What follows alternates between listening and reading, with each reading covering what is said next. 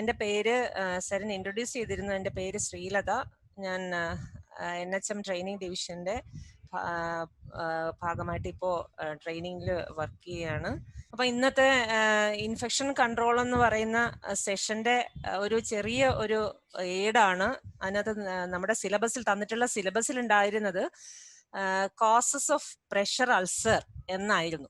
അപ്പൊ അത് നമ്മുടെ മെഡിക്കൽ നമ്മുടെ കണ്ടന്റ് നമ്മൾ നോക്കുകയാണെന്നുണ്ടെങ്കിൽ പ്രഷർ അൾസർ എന്ന് പറയുന്നത് ഒരു വലിയൊരു ടോപ്പിക്കാണ്. അപ്പോൾ കോസസ് മാത്രമായിട്ട് നമ്മൾ കുട്ടികൾക്ക് പറഞ്ഞു കൊടുക്കുമ്പോൾ അത് എന്താന്ന് അതിന്റെ കുറെ കാര്യങ്ങൾ മിസ്സായി പോകും.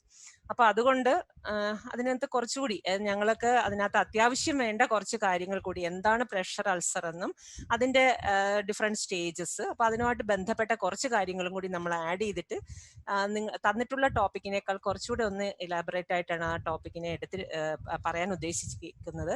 പ്രഷർ അൾസർ എന്നാണ് ടോപ്പിക്ക്.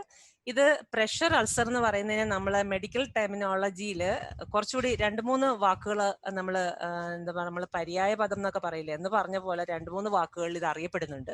അതൊന്ന് ഡെക്യുബിറ്റസ് അൾസർ എന്ന് പറഞ്ഞാലും, പ്രഷർ സോർ എന്ന് പറഞ്ഞാലും, അല്ലെങ്കിൽ നമ്മൾ സാധാരണയായിട്ട് കേട്ടിട്ടുള്ള വളരെ കോമൺ ആയിട്ട് കേട്ടിട്ടുള്ള ബെഡ് സോർ. അപ്പൊ ഇതെല്ലാം ഒന്നാണ്. Pressure ulcer, it is otherwise known as decubitus ulcer or pressure sore or bed sore. അപ്പൊ ഇതെന്താണെന്നുള്ളതാണ്. ഇതെന്താണ് അതിന്റെ പിക്ചർ, അതിന്റെ ഒരു പല സ്റ്റേജിലുള്ള പിക്ചറാണ് അതിന്റെ റൈറ്റ് സൈഡിൽ നിങ്ങൾക്ക് കാണാൻ കഴിയുന്നത്. ഇത് വളരെ എല്ലാവരും കണ്ടിട്ടുണ്ടാവും, എനിക്ക് ഓൾമോസ്റ്റ് എല്ലാവരും കണ്ടിട്ടുണ്ടാവും. കാരണം പല വീടുകളിലോ അല്ലെങ്കിൽ ഹോസ്പിറ്റലുകളിലോ ഒക്കെ ബെഡ് റിഡൻ ആയിട്ട് കിടക്കുന്ന ആൾക്കാരുടെ ശരീരഭാഗങ്ങളിൽ ഇത്തരം മുറിവുകൾ അല്ലെങ്കിൽ ഇത്തരം ചേഞ്ചസ്, സ്കിൻ ചേഞ്ചസ് നമ്മുടെ ശ്രദ്ധയിൽപ്പെട്ടിട്ടുണ്ടാവും.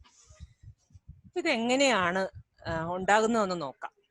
ഇത് ലോക്കലൈസ്ഡ്, വളരെ സ്കിന്, നമ്മുടെ ശരീരഭാഗങ്ങളിൽ എസ്പെഷ്യലി ബോണി പ്രോമിനൻസസിൽ, അതായത് കിടക്കുന്ന ഏത് വശമാണോ നമ്മൾ ബെഡിൽ സ്ഥിരമായിട്ട് കുറെ അധികം സമയം കിടക്കുന്ന ശരീരഭാഗങ്ങളിൽ, ഇപ്പോൾ അവിടെ തന്നെ ബോണി പ്രോമിനൻസസ് ഉള്ള ഏരിയയിൽ സ്കിന്നാണ് ഇത് യൂഷ്വലി അഫക്റ്റഡ് ആകുന്നത്. അവിടെ ലോക്കലൈസ്ഡ് ആയിട്ട് കാണുന്ന ഏരിയയിൽ ബ്ലഡ് സർക്കുലേഷൻ ഒക്കെ കുറഞ്ഞിട്ട് അവിടുത്തെ സോഫ്റ്റ് ടിഷ്യൂ ഡാമേജ്, നെക്രോസിസ് എന്ന് പറയുമ്പോൾ ഡെത്ത് ആവുകയാണ്. അവിടുത്തെ സെൽസ് എല്ലാം, ടിഷ്യൂസ് എല്ലാം ഡെത്ത് ആകുന്ന ഒരു സ്റ്റേജാണ്. അപ്പോൾ അവിടെ സർക്കുലേഷൻ ഇമ്പയർമെന്റ് ഉണ്ടായി, സെൽസ് എല്ലാം ഡെത്തായി, ഡാമേജ്ഡ് ആയി, ഡെത്തായി.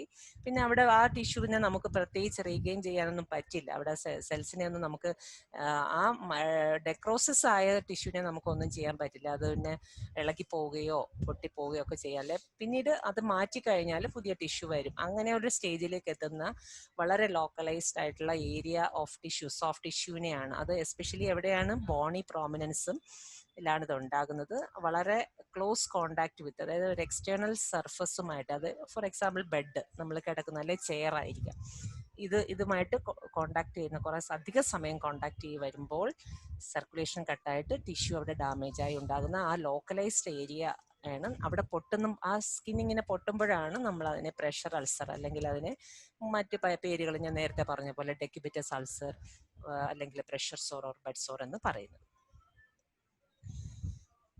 അതിന്റെ കാര്യം ഞാൻ പറഞ്ഞു. ഇത് കുറെ അധികം സമയം ഈ പേഷ്യന്റ് ആ ബെഡിൽ, ആ ഒരു പിക്ചറിൽ കാണുന്നില്ലേ, അതിന്റെ സേക്രൽ ഏരിയയിലായിട്ടാണ് ആ ഒരു അൾസർ വന്നിട്ടുള്ളത്, അല്ലേ. സ്കിന്നെല്ലാം ബ്രേക്ക് ഡൗൺ ആയി, അകത്തേക്കുള്ള ടിഷ്യൂ എല്ലാം അഫക്റ്റഡ് ആയിട്ടുള്ള ഒരു സോഫ്റ്റ് ടിഷ്യൂ ഇഞ്ചുറിയാണ്, ബെഡ് സോർ ആണത്. ഇവിടെ സംഭവിക്കുന്നതെന്ന് വെച്ച് കഴിഞ്ഞാൽ, കുറെ അധികം സമയം ആ പേഷ്യന്റ് ബെഡിൽ അങ്ങനെ കിടക്കുകയും സർക്കുലേഷൻ ആ ഭാഗത്തേക്കുള്ളത് കട്ടാവുകയും, അവിടെ സർക്കുലേഷൻ കട്ടായി കഴിയുമ്പോൾ സ്വാഭാവികമായിട്ടും നമുക്കറിയാം അവിടെ അതിന്റെ ന്യൂട്രീഷൻ ഒന്നും കിട്ടില്ല ടിഷ്യൂസിന്, അല്ലേ.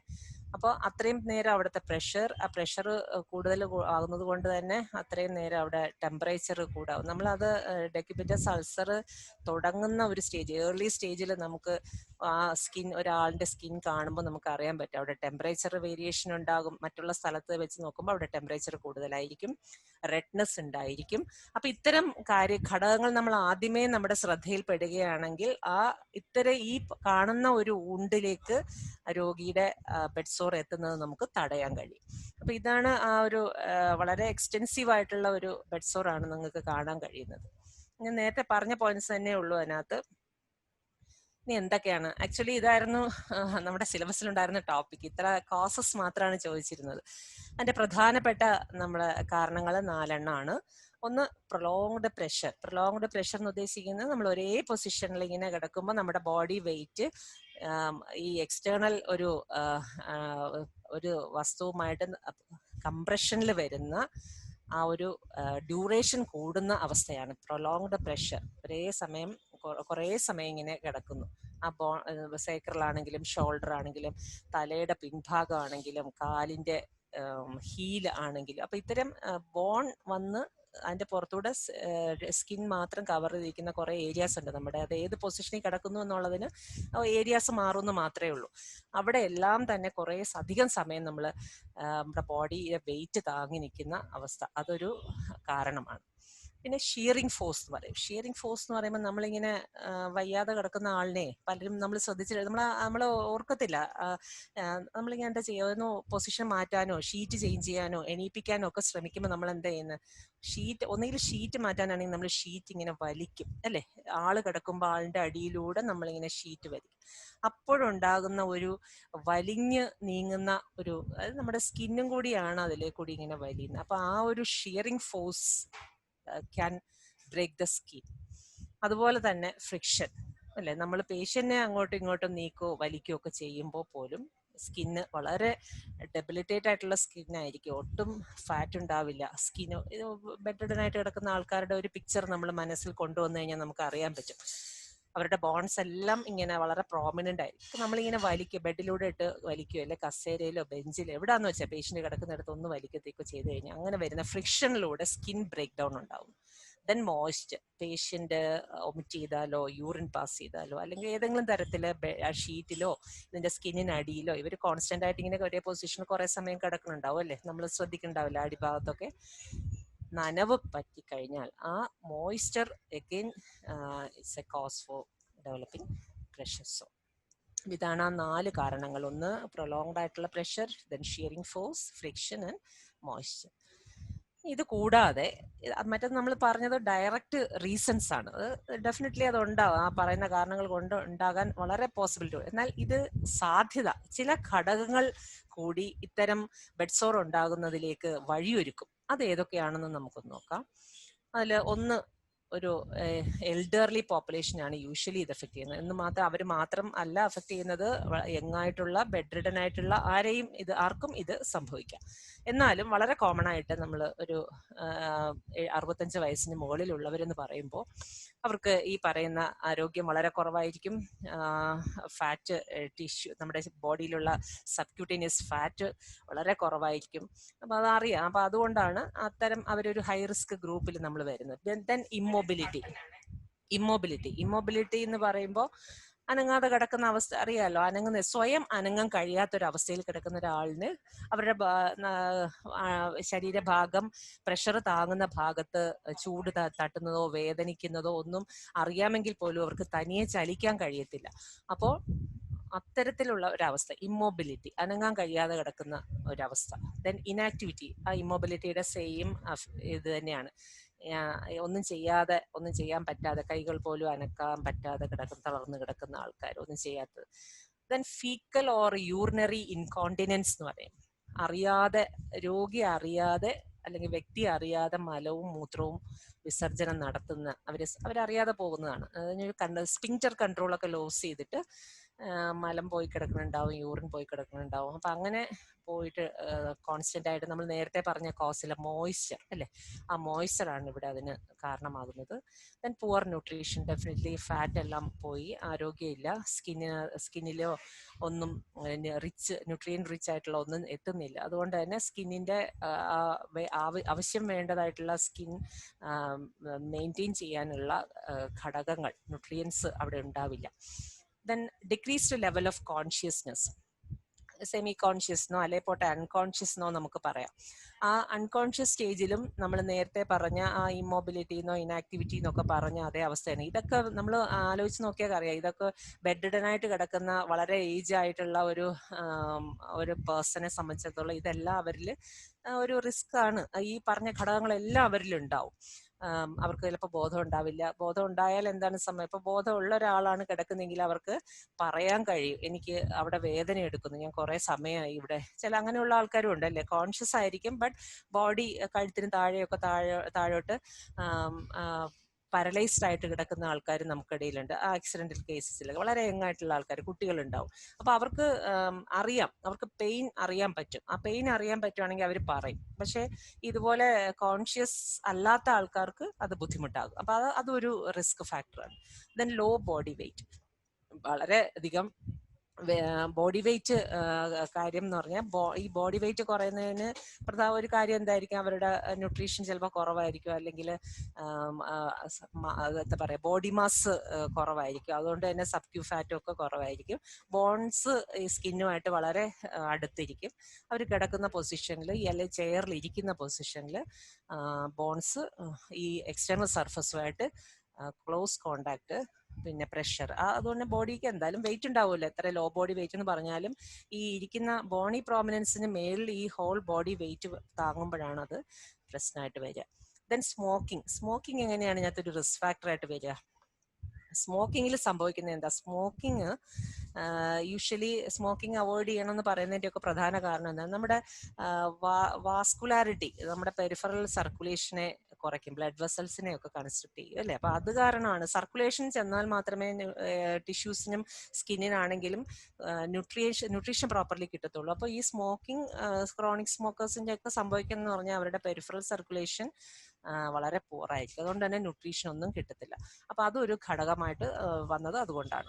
ദെൻ കോർട്ടിക്കോസ്റ്റീറോയിഡ് യൂസ്, നമ്മൾ കൂടുതൽ സ്റ്റീറോയിഡ് മറ്റേതെങ്കിലും അസുഖത്തിന് വേണ്ടിയിട്ടൊക്കെ സ്റ്റീറോയിഡ്സ് ഒരുപാട് ഉപയോഗിക്കുന്നവര് അവരുടെ ടിഷ്യൂസ് എല്ലാം എന്താ പറയുന്നത്, സ്റ്റീറോയിഡ് ഉപയോഗിക്കുന്നവരെ നമുക്ക് കണ്ടാൽ അവർ ഭയങ്കര ഒരു പഫിനെസ് ഉണ്ടാവും അവരുടെ ബോഡിയിലെല്ലാം. അപ്പൊ അത് ഹെൽത്തി അല്ല. അത് കണ്ടു കഴിഞ്ഞാൽ നമ്മൾ തോന്നും നന്നായിട്ട് വണ്ണം വെച്ചിരിക്കുന്നത് നല്ല ഹെൽത്തി ആണെന്ന് തോന്നും, ബട്ട് ഒട്ടും ഹെൽത്തി ആയിരിക്കത്തില്ല. ടിഷ്യൂ ഒക്കെ വളരെ ഫ്രജൈൽ ആയിരിക്കും. അപ്പോൾ ഇതുപോലെ ചിലപ്പോൾ ഫ്ലൂയിഡ് ഷിഫ്റ്റ് ഒക്കെ അവരുടെ ബോഡിയിൽ ഉണ്ടാവും അങ്ങോട്ടും ഇങ്ങോട്ടും. അപ്പൊ നീര് കെട്ടി കിടക്കാന്നൊക്കെ നമ്മൾ ആൾക്കാർ പറയില്ലേ.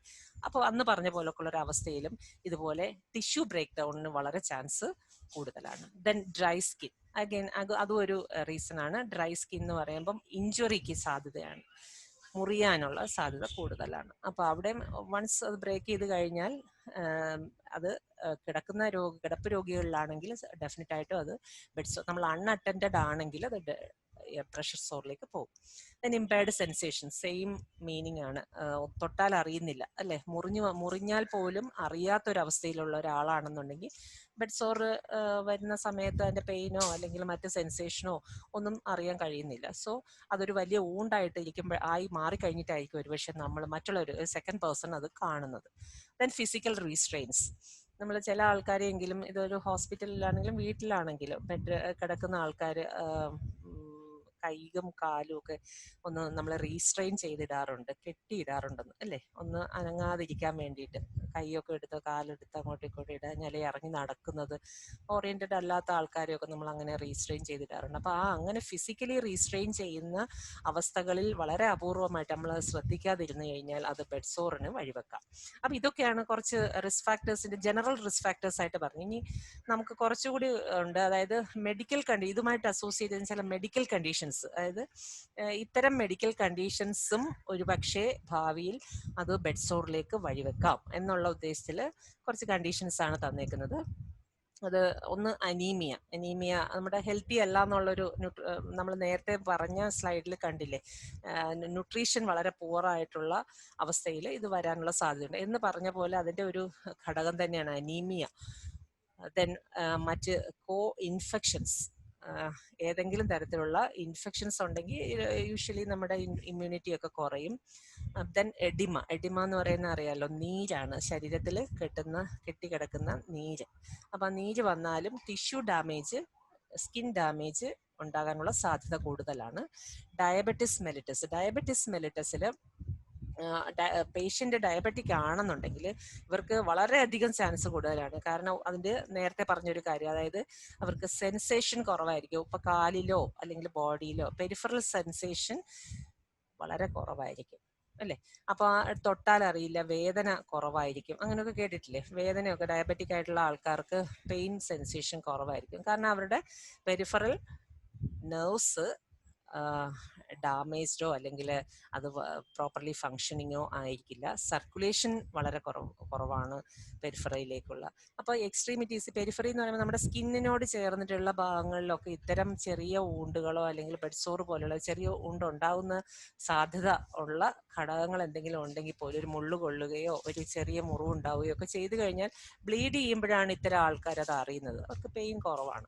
അപ്പൊ അത് പിന്നീട് ഭാവിയിലേക്ക് ഇവർ കിടക്കുന്ന ഒരു ആളും കൂടെ ആണെങ്കിൽ ഒന്ന് കരുതി നോക്കൂ, ഡയബറ്റിക് ആണ് പ്ലസ് ഇതുപോലെ പെയിൻ അറിയുന്നില്ല, ബെഡ്സോർ വരാൻ മറ്റ് ഡയബറ്റിക് അല്ലാത്ത മറ്റുള്ളവരെ അപേക്ഷിച്ച് വളരെയധികം സാധ്യത കൂടുതലാണ്. ദെൻ സ്ട്രോക്ക് ആയിട്ടുള്ള ആള് നമുക്കറിയാം, യൂഷ്വലി സ്ട്രോക്ക് വന്നവരൊക്കെ എല്ലാവരും എണീറ്റ് നടക്കുന്ന ഒന്നുമല്ല.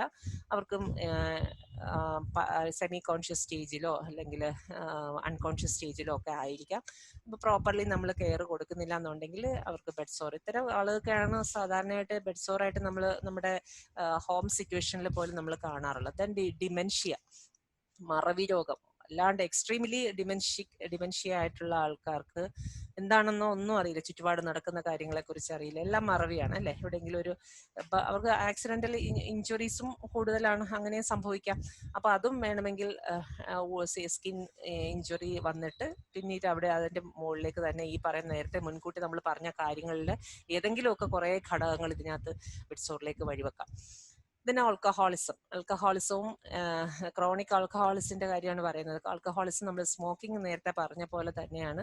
ആൽക്കഹോളിക് പേഷ്യൻസ് ആക്സിഡന്റൽ ആയിട്ടുള്ള ഇഞ്ചുറീസ് സ്കിന്നിൽ ഉണ്ടാവാം. പിന്നെ അതുപോലെ തന്നെ നമുക്ക് ഹെൽത്തി അല്ലാത്തൊരു സംഭവമാണ് നമ്മുടെ സ്കിന്നിന്റെ കണ്ടീഷനും ടിഷ്യൂസും നമ്മുടെ ബോഡി ഹെൽത്തും എല്ലാം അഫക്റ്റഡ് ആകുന്ന കണ്ടീഷൻ. ദെൻ ഫ്രാക്ചർ, ഒടിവ് വന്നു കഴിഞ്ഞാൽ എങ്ങനെയാണത് ബെഡ്സോറിലേക്ക് പോകുന്നത് വെച്ചാൽ, ഫ്രാക്ചർ ആയി കഴിയുമ്പോൾ sometimes it may come out അല്ലെ, ബോൺ പൊട്ടിയിട്ട് സ്കിന്നിന് പുറത്തു വരാനുള്ള സാധ്യത കൂടുതലാണ്.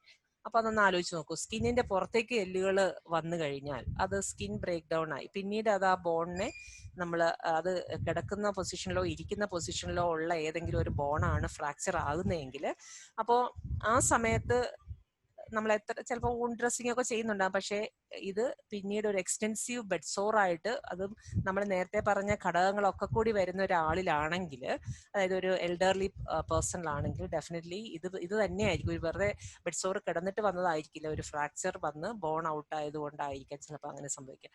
പിന്നെ അതുപോലെ തന്നെ വേറൊരു മെഡിക്കൽ കണ്ടീഷനാണ് ക്യാൻസർ മാലിഗ്നൻസീസ് അല്ലേ. മാലിഗ്നൻസീസ് ഉദ്ദേശിക്കുന്നത് ക്യാൻസറിനെ തന്നെയാണ്, സ്കിന്നിൽ വരുന്ന ക്യാൻസേഴ്സ്. അത് കോൺസ്റ്റന്റ് ആയിട്ട് നമ്മൾ ഇത് അങ്ങോട്ടും ഇങ്ങോട്ടും ആണ്, അതായത് ഇന്റർചേഞ്ചബിൾ ആയിട്ട് നമുക്ക് പറയാം. അതായത് ബെഡ്സോർ തന്നെ പ്രൊലോങ്ഡ് ആയിട്ട് ഹീൽ ചെയ്യാതെ ഇരുന്നിട്ട് അത് ക്യാൻസർ ആയിട്ട് മാറാം. അല്ലാതെ ക്യാൻസർ ഓൾറെഡി സ്കിന്നിൽ ഉണ്ടായിട്ടുണ്ടെങ്കിൽ, അല്ലെങ്കിൽ ചെറിയ ട്യൂമേഴ്സ് ഒക്കെ ഉണ്ടായിട്ടുണ്ടെങ്കിൽ അത് പൊട്ടിയിട്ടും പിന്നീട് അത് ബെഡ്സോർ ആയിട്ടും മാറാം. അപ്പൊ രണ്ടും സംഭവിക്കാവുന്നതാണ്. ദെൻ പെരിഫറൽ ആർട്ടറി ഡിസീസ്, നമ്മുടെ പെരിഫറി എന്ന് ഉദ്ദേശിക്കുന്ന അറിയാമെന്ന് വിശ്വസിക്കുന്നു. അതായത് മെയിൻ സർക്കുലേഷനിൽ നിന്ന് നമ്മുടെ ശരീരത്തിന്റെ വിവിധ ഭാഗങ്ങളിലേക്ക് കൊടുക്കുന്ന അല്ലെങ്കിൽ പോകുന്ന ആർട്ടറീസ് അല്ലെങ്കിൽ വെയിൻസ്, വെന്യൂൾസ്. അപ്പൊ ഇത്തരം ചെറിയ ചെറിയ ബ്ലഡ് വെസലിലേക്ക് അതിൽ വരുന്ന അസുഖങ്ങളും ബെഡ്സോറിന് കാരണമാകാം. അത് ഈ പറയുന്ന നമ്മൾ ഡയബറ്റിസ് പറഞ്ഞ സെയിം തന്നെയാണ്. പെരിഫറൽ സർക്കുലേഷൻ ഇമ്പയർമെന്റ് ഉണ്ടാകുന്ന ഏത് അസുഖമാണെങ്കിലും, അത് സ്മോക്കിങ്ങും അതിന് കാരണമാകും, ആൽക്കഹോളിസും അതിന് കാരണമാകും. അപ്പൊ ഇത്തരം അവസ്ഥകളിൽ അല്ലെങ്കിൽ ഇത് കൂടാതെ മറ്റെന്തെങ്കിലും പെരിഫറൽ ഡിസീസ്, വാസ്കുലർ ഡിസീസ് ഉണ്ടെങ്കിൽ അതും ബെഡ്സോറിലേക്ക് വഴിവെക്കാം. കാരണം അവിടെയൊന്നും ന്യൂട്രിയൻ സപ്ലൈ ഇല്ല അല്ലെ. അവിടെ പ്രധാനമായ പ്രശ്നം അതാണ്, ന്യൂട്രിയൻ സപ്ലൈ അവിടെ ടിഷ്യൂസിലേക്ക് എത്തുന്നില്ല. അപ്പൊ അതുകൊണ്ട് തന്നെ പിന്നീട് അഡീഷണൽ ഈ പറയുന്ന ഷിയറിംഗ് ഫോഴ്സോ, നമ്മൾ ആദ്യം പറഞ്ഞത് ഷിയറിംഗ് ഫോഴ്സോ പ്രഷറോ സ്കിൻ വെറ്റായിട്ടിരിക്കുന്നു. അപ്പൊ ഇത്തരം അവസ്ഥകളും കൂടി ആകുമ്പോഴേക്കാണ് അത് സ്കിൻ ബ്രേക്ക് ഡൗണിലേക്ക് പോകുന്നത്. ദെൻ വീനസ് ഇൻസഫിഷ്യൻസി, പ്രോപ്പർ ആയിട്ടുള്ള വീനസ് റിട്ടേൺ, അതായത് ഇംപ്യൂർ ബ്ലഡ് നമുക്ക് തിരിച്ച് ഹാർട്ടിലേക്ക് പോയാലേ ഒക്കുള്ളൂ അല്ലേ. നോർമൽ സിറ്റുവേഷനിൽ. പക്ഷെ ചില അവസ്ഥകളിൽ എന്തുണ്ടാകാം, ഈ പറയുന്ന വീനസ് പൂളിംഗ് ഒക്കെ സംഭവിക്കാം. വെയിൻസ് എല്ലാം പൂൾ ചെയ്തിട്ട് ഡയലേറ്റ് ചെയ്തിരിക്കുന്ന സ്ഥലം, അപ്പോൾ അവിടെയും പൊട്ടാൻ സാധ്യതയുണ്ട്. നമ്മൾ വെരിക്കോസ് വെയിൻ എന്നൊക്കെ കേട്ടിട്ടില്ലേ? അപ്പോൾ അതെല്ലാം യൂഷ്വലി വരുന്ന എവിടെയാണ്? വെരിക്കോസിറ്റി വരുന്ന എങ്ങനെ? എക്സ്ട്രീമിറ്റീസിലാണ്, ലോവർ എക്സ്ട്രീമിറ്റീസിലാണ്. അപ്പോൾ അവിടെ പൂൾ ചെയ്ത് കിടക്കുന്ന ബ്ലഡ്, വീനസ് ബ്ലഡ് പ്രോപ്പറായിട്ട് വീനസ് റിട്ടേൺ ഇല്ലാതെ അവിടെ പൂൾ ചെയ്ത് കഴിഞ്ഞാൽ മേ ബി ആ വെയിൻ പൊട്ടിയിട്ടും അവിടെ എങ്ങനെ വരാം? അതൊരു ബോണി പ്രോമിനന്റിന് മേളിലാണെങ്കിൽ that again leads to a bed sore. Okay, clear ആയെന്ന് കരുതുന്നു. സ്ലൈഡ് മാറ്റുവാണേ. ഇനി എവിടെയൊക്കെയാണ് ഇത് കൂടുതൽ വരാൻ? ഞാൻ പറഞ്ഞല്ലോ, ബോണി, നമ്മുടെ ശരീരത്തിലുള്ള എവിടെയൊക്കെയാണ് ബോൺസ് സ്കിന്നുമായിട്ട് ക്ലോസ് കോണ്ടാക്ട് വരുന്നു, നമ്മൾ എവിടെയാണോ അത് ഇരിക്കുന്ന പൊസിഷൻ ആണെങ്കിലും കിടക്കുന്ന പൊസിഷൻ ആണെങ്കിലും, അത് കിടക്കുന്നത് തന്നെ ചിലർ ചരിഞ്ഞു കിടക്കുന്നുണ്ടാവും, കമിഴ്ന്ന് കിടക്കുന്നുണ്ടാവും, മലർന്ന് കിടക്കുന്നുണ്ടാവും. അപ്പൊ ഈ ഓരോ പൊസിഷനിലും നമ്മുടെ പ്രഷർ പോയിന്റ്സ് എന്ന് പറയുന്നത് വ്യത്യസ്തമാണ്. അപ്പൊ അതിന്റെ അടിസ്ഥാനത്തിലാണ് നമ്മൾ ഈ കോമൺ പ്രഷർ സോഴ്സ് സൈറ്റ്സ് പറയുന്നത്. ഓക്കെ, ആ പിക്ചറിൽ 3 പൊസിഷനും കാണിച്ചിട്ടുണ്ട്, വ്യക്തമായിട്ടുണ്ടാവുന്നു, മനസ്സിലാവുന്നു. അതിൽ ആ പ്രഷർ പോയിന്റ്സ് മാർക്ക് ചെയ്തിട്ടുണ്ട്. അപ്പൊ അതിനകത്ത് കോമൺ അതാണ് ഈ പറയുന്ന സേക്രം, ഗ്രേറ്റർ ട്രോക്കാന. അത് നമുക്ക് ഇങ്ങനെ ആ ടച്ച് ചെയ്യുന്നത് എവിടെയാണോ അവിടെ ഓരോ പോയിന്റും നമുക്ക് പറയാൻ പറ്റും. ഓരോ പൊസിഷനിലും ആ പ്രഷർ സോർ പോയിന്റ്സ് വ്യത്യസ്തമായിരിക്കും കേട്ടോ. ഇരിക്കുന്ന പൊസിഷൻ, ഇനി ഇത് കൂടാതെ ഇരിക്കുന്ന പൊസിഷനിലും വ്യത്യാസമാണ്.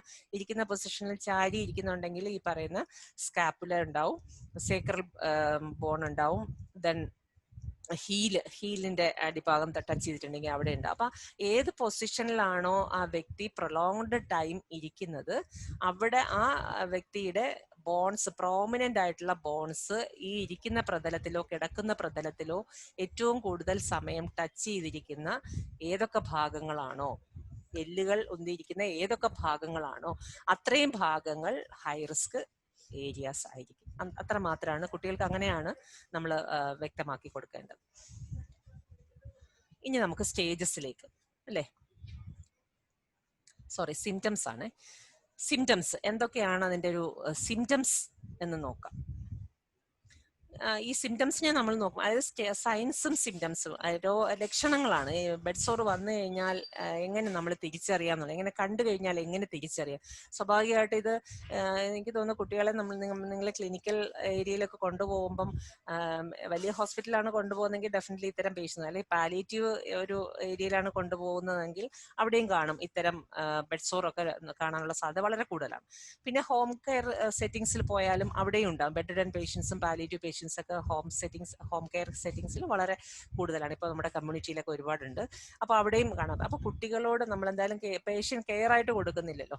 പക്ഷേ ഈ സ്റ്റേജസ്, ഈ ഒരു ഐഡന്റിഫൈ ചെയ്യാൻ, ഒരുപക്ഷെ ഇവരെ നമുക്ക് ഇത്തരം കാര്യങ്ങൾ പറഞ്ഞു കൊടുത്തു കഴിഞ്ഞാൽ ആ ഇവര് ഒബ്സർവ് ചെയ്യുന്ന പേഷ്യന്റിന് അല്ലെങ്കിൽ ആ വ്യക്തിക്ക്, കിടപ്പ് രോഗിക്ക് അല്ലെങ്കിൽ ആ വയസ്സായ ആളിന് ഇത്തരം ബെഡ് സോറിലേക്ക് എത്താനുള്ള സാധ്യത ഉണ്ടോ, അവിടെ സ്കിന്ന് എന്തെങ്കിലും ചേഞ്ചസ് വന്നിട്ടുണ്ടോ എന്നുള്ളത് നമുക്ക് അവരെ കൊണ്ട് അസസ് ചെയ്യിക്കാൻ സാധിക്കുമായിരിക്കും. അപ്പം നമുക്ക് അതിൽ ആദ്യത്തെ ആ പിക്ചർ ഒരു ഇതിൽ കാണിക്കുന്നുണ്ട്, റെഡ്നെസ് ആണ് അല്ലേ അതിൽ ആദ്യം കാണിക്കുന്നത്, ചുമന്ന അടയാളം മാത്രമേ ഉള്ളൂ. അപ്പൊ ആ ഡിസ്കളറേഷൻ ആണ് നമുക്ക് ആദ്യം ഫീൽ ചെയ്യുന്നത്. ആദ്യം ബെഡ് സോർ വരാനുള്ള ഏറ്റവും കൂടുതൽ കാണുന്നത് സ്കിൻ ഡിസ്കളറേഷൻ. അത്രയും നമ്മൾ ക്ലോസ് മോണിറ്റർ ചെയ്താൽ മാത്രമേ നമുക്ക് ഇതിന്റെ ഫസ്റ്റ് സ്റ്റേജിൽ നമുക്ക് അറിയാൻ പറ്റുള്ളൂ. കുറേ സമയം കിടന്ന് ഒരു 2-3 മണിക്കൂർ ഒരേ പൊസിഷനിൽ കിടന്ന ഒരാളിനെ നമ്മൾ മെല്ലെ തിരിച്ച് വേറെ പൊസിഷനിലേക്ക് കിടത്തിയിട്ട് ആ കിടന്ന ഭാഗം ഒന്ന് അതിന്റെ ബോൺസ്, പ്രോമിനന്റ് ആയിട്ടുള്ള ബോൺസ്, അത് ചിലപ്പോൾ എൽബോ ആയിരിക്കാം, അല്ലെങ്കിൽ ഷോൾഡർ ബോൺ ആയിരിക്കാം, അല്ലെങ്കിൽ താഴെയുള്ള സേക്രൽ ബോൺ ആയിരിക്കാം.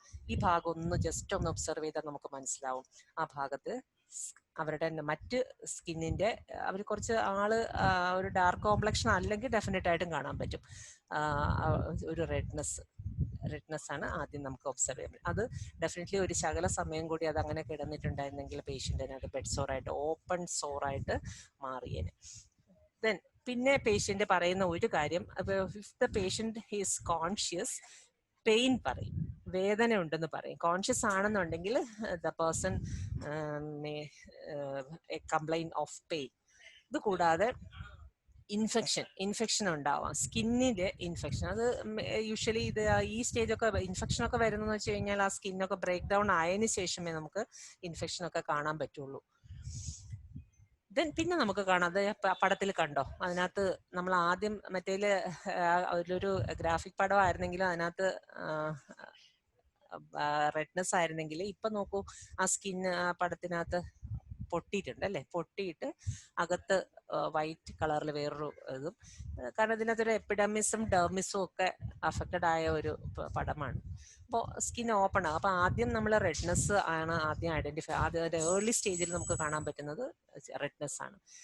അത് കഴിഞ്ഞാൽ കുറച്ചുകൂടി നേരം പേഷ്യനെ നമ്മൾ അൺഅറ്റൻഡഡ് ആയിട്ടാണ് കിടക്കുന്നതെങ്കിൽ കുറച്ച് കഴിയുമ്പോൾ സ്കിന്ന് വളരെ മെല്ലെ അതിൻ്റെ ഒരു പടം എനിക്ക് കിട്ടാത്തത് കൊണ്ടാണ് എനിക്ക് അത് ഇടാൻ പറ്റാത്തത്. അതിൻ്റെ സ്കിന്നിൻ്റെ വളരെ സൂപ്പർഫിഷ്യൽ ആയിട്ടുള്ള ഒരു ലെയർ മാത്രം ഇങ്ങനെ ഇളകി മാറുന്ന ഒരു പ്ലാസ്റ്റിക് ഷീറ്റ്, ഇങ്ങനെ നമ്മൾ ഒരു പ്ലാസ്റ്റിക് പേപ്പർ നമ്മളിങ്ങനെ ഇളക്കി മാറ്റുന്ന പോലെ ഇങ്ങനെ സ്കിന്ന് നമ്മൾ അല്ലാതെ തന്നെ നമുക്ക് നമ്മുടെ കൈയൊക്കെ ഒരയുമ്പോൾ നമുക്ക് പോയില്ല, എപ്പിഡമിസ് മാത്രമായിട്ട് ഇങ്ങനെ ഇളകുന്ന ആ ഒരു സ്റ്റേജിലേക്ക് വരും. അതും കഴിഞ്ഞിട്ടുള്ള അടുത്ത സ്റ്റേജാണിത്. പിന്നീടും കുറേ സമയം കൂടി പേഷ്യന്റിനെ ആ പൊസിഷൻ തന്നെ ഇട്ട് കഴിഞ്ഞാൽ അത് ഇറോഡ് ചെയ്ത് അകത്തേക്ക് പോയിട്ട് കുറച്ചുകൂടി എക്സ്റ്റെൻസീവ് ആയിട്ട് മാറുന്നു അല്ലെ. Skin that doesn't lighten to touch എന്നാണ്. അതിപ്പോൾ ഈ ഒരു ഊണ്ടിൽ നമ്മൾ തൊട്ട് കഴിഞ്ഞാൽ സ്കിന്നിൻ്റെ അതിൻ്റെ പെരിഫറി, ആ ഊണ്ടിലല്ല തൊടുന്നത്, അതിൻ്റെ തൊട്ടും ചുറ്റുപാടുമുള്ള സ്കിന്നിൽ നമ്മളൊന്ന് ഗ്ലൗഡ് ഹാൻഡ്, ഓപ്പൺ ബെയർ ഹാൻഡ് കൊണ്ട് തൊടാൻ പാടില്ല. ഗ്ലൗഡ് ഹാൻഡ് കൊണ്ട് നമ്മൾ മെല്ലെ ഒന്ന് ടച്ച് ചെയ്ത് കഴിഞ്ഞ് കഴിഞ്ഞാൽ അറിയാൻ പറ്റും അത് നമ്മുടെ മറ്റു ടിഷ്യൂവിനെ പോലെ അത്രയും സോഫ്റ്റ് അല്ല. സറൗണ്ടിങ് തൊട്ട് ചേർന്നുള്ള സ്കിന്ന് ബാക്കി അപ്പുറത്തുള്ള ടിഷ്യൂവിൽ തൊടുന്ന പോലെ അല്ല, ഒട്ടും ഒരു സോഫ്റ്റ് ആയിട്ട് നമുക്ക് തോന്നില്ല, കുറച്ച് ഹാർഡ്. അടുത്ത പറയുന്നുണ്ട് അത് സോഫ്റ്റ് അല്ലാന്ന് മാത്രമല്ല ഹാർഡായിട്ട് ഫീൽ ചെയ്യുകയും ചെയ്യും. അതിൻ്റെ ബ്രിമ്മൊക്കെ കണ്ടു കഴിഞ്ഞാൽ ഭയങ്കര ഹാർഡായിട്ടിരിക്കും. ടിഷ്യൂ ഇങ്ങനെ ഒരു നെക്രോട്ടൈസ്ഡ് ഏരിയയിൽ ഒരു ഇതിലേക്ക് ലീഷനായിട്ട് അത് മാറുകയാണ്. ഇനി നമുക്ക് ഇതിനെ അതിൻ്റെ ഹെഡിങ് എനിക്ക് ശരിക്കും കാണാൻ പറ്റുന്നില്ല. സ്റ്റേജസ് ഇനി എങ്ങനെയാണ് നമുക്ക് ഇതിനെ ഡയഗ്നോസ് ചെയ്തെന്നുള്ളത്, അതായത് എങ്ങനെയാണ് ഇതിൻ്റെ ഏത് ടൈപ്പാണ് അല്ലെങ്കിൽ ഇത് എത്രത്തോളം സിവിയർ ആയി ഈ അൾസർ എന്നുള്ളത് നമുക്ക് എങ്ങനെ അറിയാം എന്നുള്ളതാണ് ഇനി പറയുന്നത്. It depends on certain factors. അങ്ങനെയാണ് നമ്മൾ ഡയഗ്നോസ് ചെയ്യുന്നത്. ഡയഗ്നോസിസ് എന്ന് ഉദ്ദേശിക്കുന്നത് എത്ര സിവിയർ ആണ് ഈ ഊണ്ട്, അതിനനുസരിച്ചാണ് നമ്മൾ അതിന്റെ ഇന്റർവെൻഷൻ കൊടുക്കുന്നത് അല്ലേ. അപ്പൊ ഇനി അതിനെ അതിനെ അഫക്ട് ചെയ്യുന്ന അതിന്റെ കമ്പോണൻസ് എന്ന് പറഞ്ഞു കഴിഞ്ഞാൽ, ഒന്ന് അതിന്റെ സൈസ് ആൻഡ് ഡെപ്ത്. അൾസർ എത്രത്തോളം വലുതാണോ, വലിപ്പമുണ്ട്. വലിപ്പം എന്ന് ഉദ്ദേശിക്കുന്നത് അതിന്റെ സർക്കംഫറൻസ് നോക്കും, ദെൻ ഡെപ്ത് കൂടി നോക്കും. എത്രത്തോളം ഡീപ്പാണ്, എത്രത്തോളം വലിപ്പമുണ്ട്, അത് നോക്കിയിട്ട് ആണ് നമ്മൾ ഡയഗ്നോസ്. ദെൻ എത്രത്തോളം ഇന്റേണൽ ഓർഗൻസ് എത്രത്തോളം അഫക്റ്റഡ് ആയിട്ടുണ്ടെന്നുള്ളത് അതിനെ അടിസ്ഥാനപ്പെടുത്തി നമ്മൾ ഊണ്ടിനെ നമ്മൾ കാറ്റഗറൈസ് ചെയ്യുന്നു. ദെൻ ഈ കളർ ഓഫ് ദി സ്കിന്നിന്റെ കളറ്, അത് റെഡ് ആണോ അതോ ഇനി ഡാർക്ക് ഇതിലേക്ക് പോയോ, മറൂൺ ആണോ അതോ ഗ്രേ ആണോ, ഇത്തരം ഏത് കളറിലാണെന്നുള്ളത് അറിയാൻ പറ്റും. ഈ സൈഡിൽ കാണുന്ന പടം അതിന്റെ ഒരു സിവിയറിറ്റി ആണ് കേട്ടോ, അതിന്റെ സ്റ്റേജസിലായിട്ടാണ് വരുന്നത്. ആദ്യം റെഡ്നെസ് കാണാൻ പറ്റും, പിന്നെ അത് കുറച്ച് അകത്തേക്ക് പോയിട്ട് കുറച്ച് ടിഷ്യൂസിനെ, എപ്പിഡമിസ് ആൻഡ് ഡെർമിസിനെ അഫക്ട് ചെയ്തു, പിന്നെ അത് സബ്ക്യൂ ഫാറ്റിനെ അഫക്ട് ചെയ്തു, പിന്നെ അത് താഴെ പോയിട്ട് മസിൽ, പിന്നെ നെർവ്, അത്തരം ബ്ലഡ് വെസൽ, അത്തരം ഭാഗങ്ങളിലേക്ക് വളരെ ഡീപ്പായിട്ട് പോയിട്ടുള്ള. അപ്പൊ അങ്ങനെ ഒരു സ്റ്റേജസ് ആണ് ആ കൊടുത്തേക്കുന്നത്. ദെൻ ഇനി പിന്നെ നമ്മൾ നോക്കാനുള്ളത് എത്രത്തോളം ഡീപ്പ് ലെയേഴ്സിനെ അഫക്ട് ചെയ്തിട്ടോ, അല്ലെങ്കിൽ എത്ര ടിഷ്യൂ ഡാമേജ്ഡ് ആയിട്ടുണ്ട്, അതിനെ നമുക്ക് റിവൈവ് ചെയ്ത് കൊണ്ടുവരാൻ പറ്റുന്ന എത്രത്തോളം ലെയർ ഉണ്ട് എന്നതിനെ അടിസ്ഥാനപ്പെടുത്തി നമ്മൾ ഡയഗ്നോസിസ് ആകും. ദെൻ പിന്നെന്താണ്, പിന്നെ ഇത് ഇൻഫെക്ഷൻ, അതായത് ഇതിനോട് ചേർന്നിട്ട് ഒരു ബെഡ് സോർ ഉണ്ടായി കഴിഞ്ഞാൽ, ബെഡ് സോർ നമുക്ക് കണ്ടു കഴിഞ്ഞാൽ അറിയാം, വളരെ ക്ലീൻ ആയിട്ടുള്ള ഊണ്ടുണ്ടാകും, അതുപോലെ തന്നെ ഇൻഫെക്റ്റഡ് ആയിട്ടുള്ള ബെഡ് സോറും ഉണ്ടാകും. അപ്പൊ ആ ഇൻഫെക്റ്റഡ് ആയിട്ടുള്ള ബെഡ് സോർ ക്ലീൻ ആണോ അതോ ഇൻഫെക്റ്റഡ് ആണോ? ഇൻഫെക്റ്റഡ് ആണെങ്കിൽ അതിനകത്തുനിന്ന് സ്ട്രോങ് സ്മെല്ല് ഉണ്ടാവും, ചിലപ്പോൾ ബ്ലീഡ് ചെയ്യുന്നുണ്ടാവും. ഇന്റർണൽ കൂടുതൽ ഡീപ്പിലേക്ക് പോയി കഴിഞ്ഞാൽ blood vessel damage, nerve damage, muscle injury, ligament tendon, ഇതിനൊക്കെ അഫക്ട് ചെയ്തു. ഈവൻ അങ്ങ് ഏറ്റവും ബോണിൽ വരെയും എത്താം. അപ്പോൾ ഇവിടെ എല്ലാം ഡീപ്പിലേക്ക് പോകുന്തോറും ഇതിന്റെ എക്സ്റ്റെൻസീവായിട്ട് പോകുന്തോറും ഇതിന് ഇൻഫെക്ഷനുള്ള ചാൻസ് വളരെ കൂടുതലാണ്, കോംപ്ലിക്കേഷൻസും ഉള്ള ചാൻസ് കൂടുതലാണ്. അപ്പൊ ഇതിന്റെയൊക്കെ അടിസ്ഥാനത്തിലാണ്, ഈ പറഞ്ഞ കുറെ പോയിന്റ്സിന്റെ അടിസ്ഥാനത്തിലാണ് ഈ ബെഡ് സോറിനെ നമ്മൾ ഡയഗ്നോസ് ചെയ്തിട്ട് ഇതിന്റെ മാനേജ്മെന്റ് എങ്ങനെ ഇത് മാനേജ് ചെയ്യണം എന്നുള്ളത് മെഡിക്കലി മാനേജ് ചെയ്താൽ മതി, അതോ സർജിക്കൽ ഇന്റർവെൻഷൻസ് എന്തെങ്കിലും വേണ്ടി വരുമോ എന്ന് നമ്മൾ ഡിസൈഡ് ചെയ്യുന്നത്. അപ്പൊ ഇനി നമുക്ക് സ്റ്റേജസിലേക്ക് പോവാം. നമുക്ക് പ്രധാനമായിട്ട് 4 സ്റ്റേജ് ആയിട്ടാണ് തിരിച്ചിരിക്കുന്നത്. അതിൽ സ്റ്റേജ് 1 നമ്മൾ ആദ്യം പറഞ്ഞ പോലെ തന്നെ നോക്കിയാൽ അറിയാം, ജസ്റ്റ് ഇത് സേക്രൽ ഏരിയ ആണ് അല്ലെ, കണ്ടാൽ അറിയാം. അത് അവിടെ റെഡ്നെസ് മാത്രമേ ഉള്ളൂ. ആള് നല്ല ഫെയർ ആകുന്നത് കൊണ്ടാണ് നമുക്ക് ആ റെഡ് കളർ നമുക്ക് കാണാൻ പറ്റും. ഇത് അതിന്റെ ഏർലി സ്റ്റേജ് ആണ്. This is stage 1. ഇതിൽ നമുക്ക് ഇത് നമ്മൾ യൂഷ്വലി നമ്മുടെ ഇത്രയും ഫെയർ ആയിട്ടുള്ള ആളുടെ ശരീരത്തിൽ നമ്മൾ വിരൽ കൊണ്ട് ഒന്ന് അമർത്തി കഴിഞ്ഞാൽ, അല്ലെങ്കിൽ ഏതെങ്കിലും ഒരു ഹാർഡ് ഒബ്ജക്റ്റ് കൊണ്ട് ഒന്ന് പ്രസ് ചെയ്ത് കഴിഞ്ഞാൽ ഇതുപോലെ റെഡ്നെസ് കാണാറുണ്ട് അല്ലെ. പക്ഷെ ബെഡ് സോറിന്റെ സ്റ്റേജ് 1 ഇതിങ്ങനെ കാണുന്നത് നോൺ ബ്ലാഞ്ചബിൾ റെഡ്നെസ് എന്നാണ് ഞാൻ പറയുന്നത്. അതായത് നമ്മളിങ്ങനെ ബ്ലാഞ്ച് ചെയ്യാതെ തന്നെ ആ റെഡ്നെസ് കാണുന്നത് കണ്ടോ. അപ്പൊ അതാണ് ഈ സ്റ്റേജ് 1. അതായത് ഇതൊരു ബോണി പ്രോമിനൻസിന് മേളിലുള്ള സ്കിന്നാണ് അല്ലെ. അപ്പോൾ ഈ ബോണി പ്രോമിനൻസിന്റെ മുകളില് നോൺ ബ്ലാഞ്ചബിൾ റെഡ്നെസ് ആയിട്ട് അത് ലോക്കലൈസ്ഡ് ആണ്. ബെഡ് സോറിൻ്റെതായിട്ടുള്ള എല്ലാ ക്രൈറ്റീരിയ അവിടെ വന്നിട്ടുണ്ട്. ദാറ്റ് ഇസ് സ്റ്റേജ് 1 ബെഡ് സോർ. ഇവിടെ സ്കിൻ ബ്രേക്ക് ചെയ്തിട്ടില്ല. സ്റ്റേജ് 1 സ്കിൻ ബ്രേക്ക് ചെയ്തിട്ടില്ല. ജസ്റ്റ് അതിന്റെ സ്റ്റാർട്ടിംഗ് ആണ്. കുറേ സമയം കിടന്നതുകൊണ്ട് ഒരേ പൊസിഷനിൽ കിടക്കുകയോ ഇരിക്കുകയോ ചെയ്തതിന്റെ ഫലമായിട്ട് ഈ ഏരിയയിൽ റെഡ്നെസ് വന്നു. അത് നോൺ ബ്ലാഞ്ചബിൾ റെഡ്നെസ് ആണ്, ലോക്കലൈസ്ഡ് ആണ്. ഓക്കെ. ദെൻ ദ സെക്കൻഡ് സ്റ്റേജിൽ ഇത് കുറച്ചുകൂടി